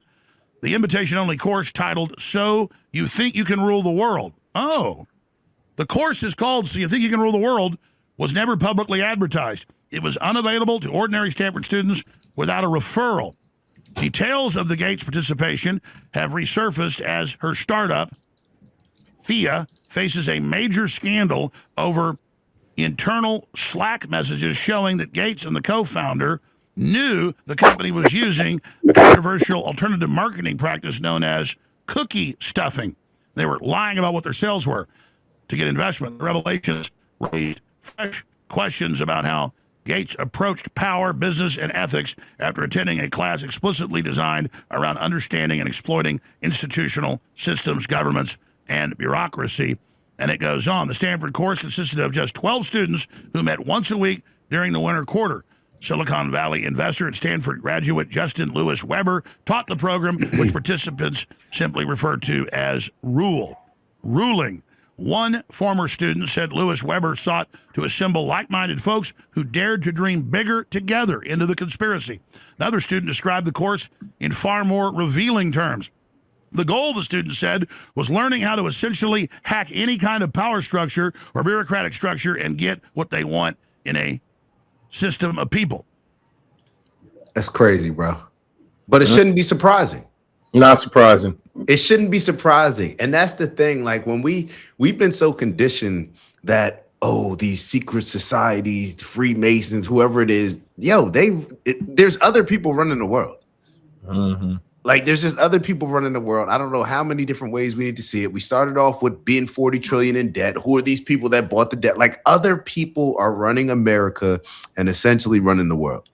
It's being shown right in front of our face. So what do we do with this information? Do we just call it out, or do we look at it maybe the next time that a plandemic, whatever you want to call it, gets announced and Bill Gates is the person that's headlining everything? He's the first person that we see on the news. Maybe we should think twice. We should think twice, because once again, I think I got to figure out how to pronounce it. Mui. My bro Mui said that leadership is not top down, even though it is, but it really needs to be bottom up. It really needs to be held by the bottom, and under the people need to understand our power. The people are the power. So we just get finessed into leaning into these things. And these people, they're just manipulate. Everything is just a manipulation game. It's more about it. Yeah. No, yeah. I was just saying how it's just wild how it's I always thought like you just I would have thought like to manipulate somebody you just needed that much more. Like you know what I mean? Like disguising it more, or you know what? I can't say that because there's shit I just found out as a grown ass man that I'm like, dog. You know what I mean? Like, like think about like when we talk about them topics that get icy, it's like I believe we believed in a lot of that shit till somebody stopped and was like, yo, this actually don't make no sense. And then you like, oh shit, it don't. Oh, why you ain't question that? Dog, I don't even know why I ain't question it. It's just like you just get to move it on it. You don't even really stop and question nothing, to be honest. So it's like I can't. Can I judge for? No, you can judge when you know they know. When people know they know, and even they should know. And it's the thing. I think I meant to say this earlier because we do have to give grace, in my opinion, because we're all impacted by this. We all make decisions at times out of convenience, out of financial reasons, where we're compromising a lot of our principles. We do them at different degrees, or we get finessed, you know, because a lot of it's not even compromising principles. A lot of it's just, it is on some level, but a lot of it's just like, yo, you should be smarter than that. like you shouldn't be getting fooled by this. But at the same time, we all get fooled. So the energy that we're or the energy that we're putting out is not an energy where we're saying that, yo, you guys are idiots. You got finesse. You know, it's not that. It's yo, we're all getting caught up in this stuff. Yeah, I may have been one of those people during COVID to say like, yeah, I'm not taking that. But that's just one instance. I gotten caught up in maybe certain situations that somebody else didn't. Like we all buy into it. So I do think that we have to be careful because naturally people are gonna, when you tell people and start wagging your finger like, yo, you were dumb. Like you took that vaccine. It's like, I'm not trying to make you feel bad. And typically you're probably just gonna push back and find reasons as to, you know what I mean? Yeah, as to why I did it. It's like, yo, it's not even about that. Like we're saying that we're all being like they're weaponizing their influence. They're weaponizing the propaganda. We have to do better as a whole. That's important to make sure that we convey it that way. I like that you stopped it and explained that because I think it is easy to be like, fuck was y'all on, but you're right. Like, dog, no, we're getting finessed. I'm just interested in bringing some light to it so that we can get to a position that we all can be happy and successful. It's not from a position of power or authority. It's more or less position like, yo, I got on some shit. I saw you get got on some shit. We need to have a conversation so we shouldn't be getting got like this is the angle versus how did y'all not see this shit coming? But we are addressing those who get caught up and find no interest into or completely ignoring what they know is the obvious. Like we don't have a space for that because to be ignorant is not. We're not talking about you. You got to sit your ass in the back of the class. We are addressing. It is okay to get It's not okay to get got, but everybody gonna get it. But once we get there, like, let's start working together so that we can prevent as much gotcha moments for our community, our society, America as a whole type of shit. Yeah, and it's like, let's not allow ourselves to be fooled with politicizing these conversations. Like there were a whole lot of people that when Trump was president and he was talking about the vaccine that were against it.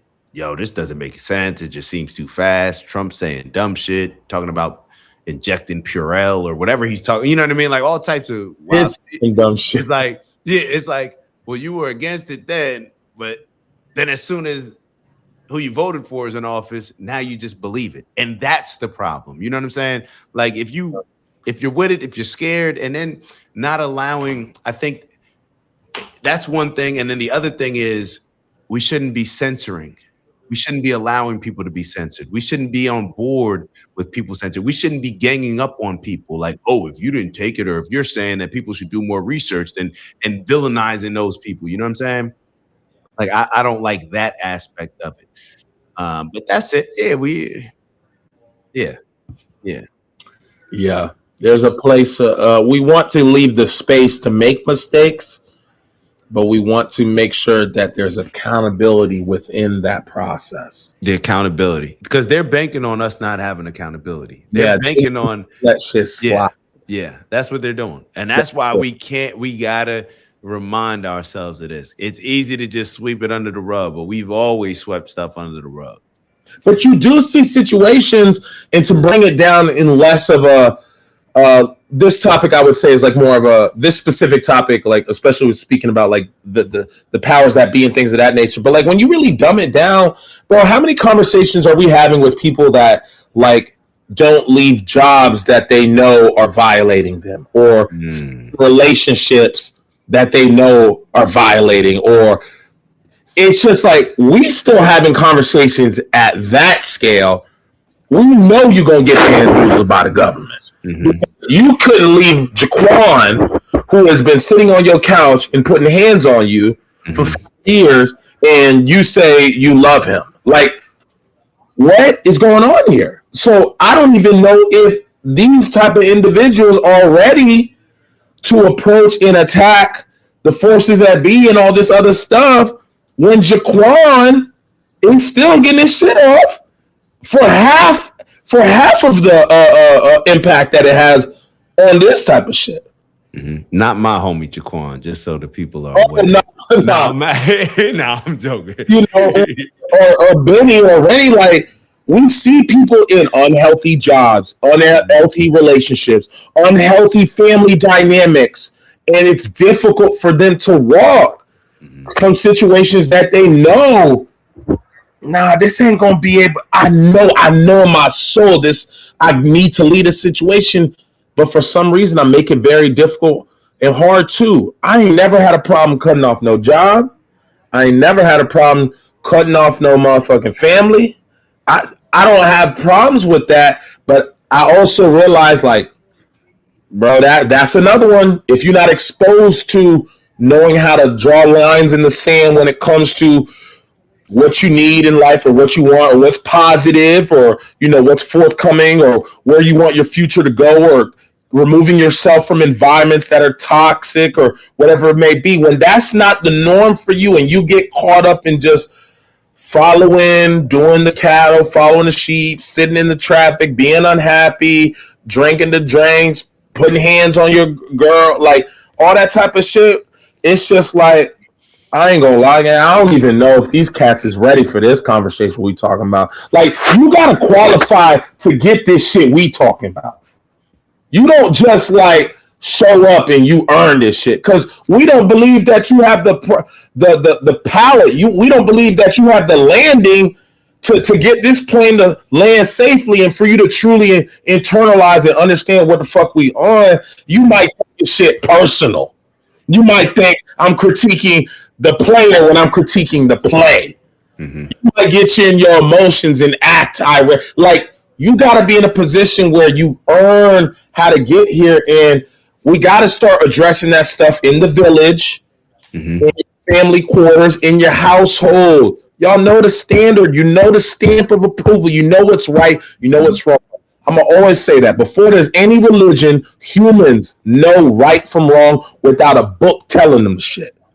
So you know that, like, operate that and force others around you to be held to the same accountability. Friends groups, family groups, all that shit. And if they not, let them know.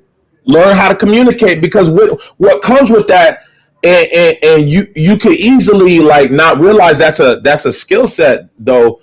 But like Dak, for you, let me use your example. You've always been able to know how to communicate. Like, it may not be in your opinion, the best way to communicate? It might have been the wrong communication.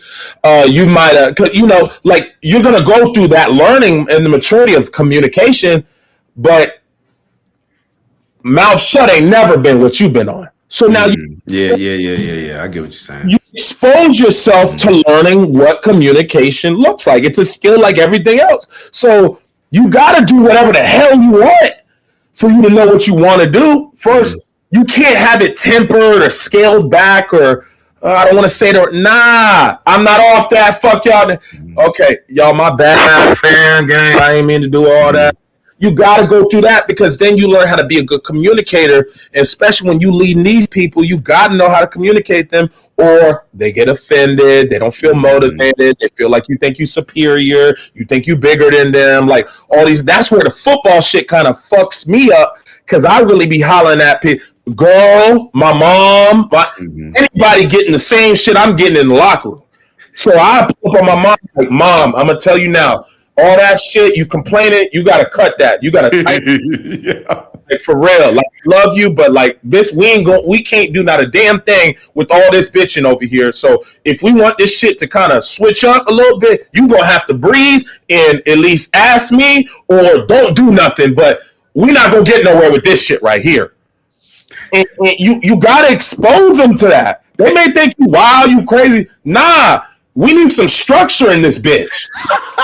I mean, if I don't come lay down the structure, we get this chaos in this bitch. And anytime the chaos, the first nigga y'all call is me to come fix the chaos, and I'm not stable enough for me to just enjoy chaos. I don't want that shit. So I'm gonna prevent the chaos from even showing them up my front door by having my foot so far in y'all shit that y'all can't even do shit wrong. So I know I ain't gotta clean up shit because I don't let you do nothing without me approving the shit. Okay? Because you can't keep calling Brian to come fix shit because y'all want to do what y'all want. Y'all get offended when I tell y'all what to do, and then the shit blow up, then you want Brian to BK to come fix the shit. No, it's one or the other. Either my foot is in this shit and I'm dictating decisions, or my foot is out this shit and I wave at y'all shit when that ship sinking. Those are your options. If it's my responsibility to protect you, then you need to listen to what I'm directing as far as the best way for us to be protected. It's the same thing when it comes to relationships, and I'm about to take a little turn here. Ooh, okay. If I tell you that outfit, this is not. I was about to go a different way, but to your point, it's I'm with you. See, he tried to get off the camera. Now I'm not even gonna go that direction. But even what you said, what I heard was you gotta risk certain things in order to get a great return. You got to learn, you got to be willing to put yourself in a position out there in order to learn more about a situation. You had to put yourself in a position to go against that big dude in Delaware to know. Let me see where I'm at right now. I need to judge myself. I need some sort of I need something to be able to if I'm going to qualify myself as that guy, then I need to go up against their guy and see who's the guy. You know what I'm saying? Let me go their guy versus this guy. So I'm with you. Yeah, you got to put your neck out there and be exposed to that and be able to learn how to communicate that, because in any leadership position, communication has got to be key. Sometimes we let men master leadership just through communication. So a nigga pop it, but don't be executing it, and you're like, damn, this nigga gets you juice, but you know when it's game time, they're not off none of that. So you got to have people that are willing to show and be the example. And I feel like leadership should always be from a position of leading, meaning you do whatever the job is first. If it's I want y'all there on time, I'm there. Yeah. If you want me to do this, I'm there. I'm not telling y'all to crash out, and I'm not willing to crash out too. I got to be willing to do everything, and for me, I only respect leadership like that as well, is why I would hold the standard as that, as you always got to show you willing to sacrifice like you would expect somebody else to sacrifice. And to be quite honest, I'm not going to ask somebody to do anything that I'm not willing to do or I have not personally experienced before I tell them to follow me down this journey. Mm-hmm. Female, that's anybody. So I got to go through this, and I'm going to go through it alone, because if something get the bopping or popping or tropping, something like that, I want to make sure, like, hold up. I want to give you the blueprint on how to get home safely or properly, or how we do this game without you having to go through all the shit I'm going through. And so a man wants to take that responsibility and lead by that way. You call for the crew once you figure out how to get there. But a lot we not setting the standard and not setting the tone. Somebody had said, "You talk to your mama like that." I said, "Yeah, I do be talking to my mama. I don't be yelling, but I be like, she know I'm serious, you know what I'm saying? But my dad, you see, my dad ain't here, so my dad wasn't on that type of time. You know what I mean? I used to pull up in the crib, I'd tighten his ass up too. Okay? Like it's gonna be what's gonna be. When we not where we need to be and we not doing what we need to do, I ain't got no problem tightening nobody up. Mama can get it, daddy can get it, brother can get it, sister can get it, kids can get it, dog can get it, cat can get it. I'm going to tighten anybody up, especially if I'm responsible for them. I'm not going to be on the shit that's sinking. You need your dog trained, since he mentioned dogs. I've never seen a dog as well trained as our homie Dub's dog. Oh, in college, when he was living with BK, this dog would not step foot in the kitchen. BK would open the door. The dog would walk outside by himself, use the like run around, whatever. BK would meet him at the bottom of the stairs when wow. But you gotta have some structure. You gotta have a structure, guy. And life becomes so much easier with it. Yeah. Like me and you, we have more discussions about getting money and setting up structures and businesses that we could grow and scale, because we don't have to talk about the work that needs to go into the shits. We just got to figure out the ones that we want truly and put our foot on it. But for a lot of people, they're still having discussions about being consistent. Mm-hmm. You've been doing this shit for 5 years straight. We don't have to have those. So when you don't have to have conversations of effort and consistency, the conversation gets a little bit bigger. The impact gets a little bit bigger because I don't have to be in first grade with this nigga. I could talk to him about, all right, yo, we got to lock in. It's 3 years. He ain't batting the eye. He like, oh, yeah, let's do it. Oh, we got to move here. Okay, let's make it happen. What date you?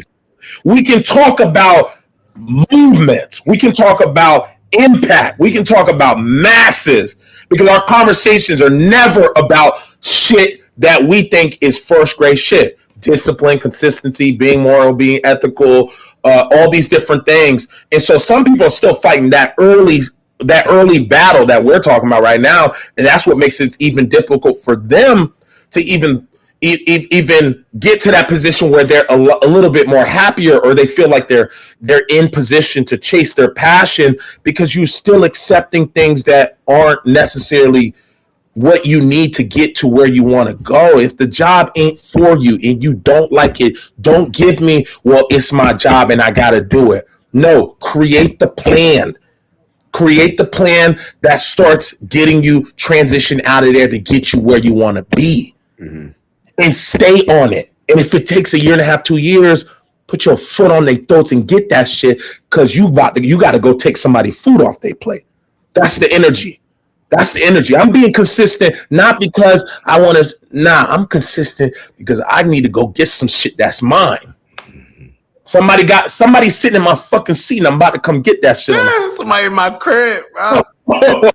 Somebody in my crib. We driving. You driving? Who the fuck is that pulling up in my crib? I be driving on the street. I see the little fly whip. I see the crib. I say, "Oh, these niggas still in my." Damn, I'm tripping, bro. Like, you know how I'm belly.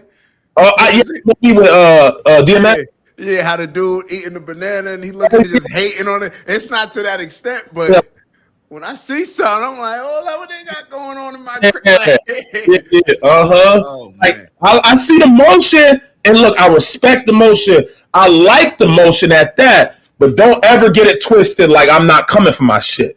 Mm-hmm. Like the shit got that ticket got my name on it. I'm just heading to the gate.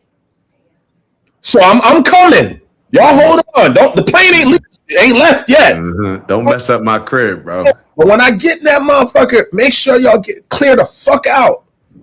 Cause I ain't going back where I came from. Mm-hmm. You know what I mean? He said, who car that? I like that I like the Lamborghini truck. So anytime I be posted, I see that shit. I said, I know this nigga didn't get my shit. This nigga get my shit. Okay, see, I'm bullshitting. Get my dumb ass home. Let me go live. Andy know the part. Yo, go ahead. Nah, I'm laughing at that. Might have to drop a dime on them niggas. That's the line in the movie. Oh, Andy do know that shit. That is, if I'm about to drop a dime on that, yeah, that's exactly the joint. I go right there before we got to drop a dime. Like, I'm gonna go get it the right way, but everything until the dime, I'm on that. Everything until we drop a dime on them, I'm on that. That's where I'm at. Every time I see it, I'm like, oh nah. I gotta go get it. Drop it. Hey yo, I didn't even realize. I thought we were on for 2 hours. This is 3. Oh yeah. I thought you would Yo, I didn't even realize. I was thinking like, all right, we still got 15, 20 more minutes. Oh, right, we're gonna get up out. Y'all know what it is, man. We're gonna. They've been locked up. They've been locked. I know. I'm like, hold up, man. I didn't even realize. Yeah, y'all know we do at the end of every show. If we're asking, you better do the breath work. You got to lock in for the breath work. We're just gonna do quick little 4 cycles.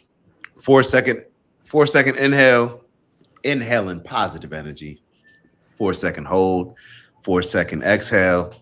Focusing on spreading that positive energy. I saw a comment earlier saying that I wake up. I forget who said it. I wake up, want to do some positive stuff without expecting anything in return. So that's what we on when it comes to the exhale. The inhale is us making sure that we're putting our mask on first, right? We got to make sure that we're filling up our cup. Can't pour from an empty cup. So, yo, Andy, I did watch The Matrix. And yeah. It's funny about The Matrix real quick before we get into the breath exercise. A couple of my homies, they were like, yo, they were surprised that I just now watched it. And I said the other day, I think, after I watched it, I'm surprised that y'all did watch it. The way that people be moving around out here acting so unaware. I'm like, y'all saw this? They told y'all what the play was? Yeah. So, yeah, I was clowning with that. But let's get into this breath work. So, like if you're going to head out before, but don't head out before. This is very important, very important. So we're going to take our time. If you're in a safe place, Glaze probably going to get off camera. He doesn't like staring at me while I'm doing my breathing for whatever reason. But we're going to do our breathing exercise. I'm going to close my eyes. Feel free to close your eyes if you're in a safe place or to move accordingly. Let's start with a 4 second inhale. Ready, begin. Hold. Exhale. Breathe in. Hold. Release.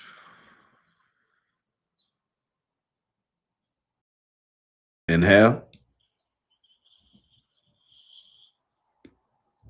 Hold.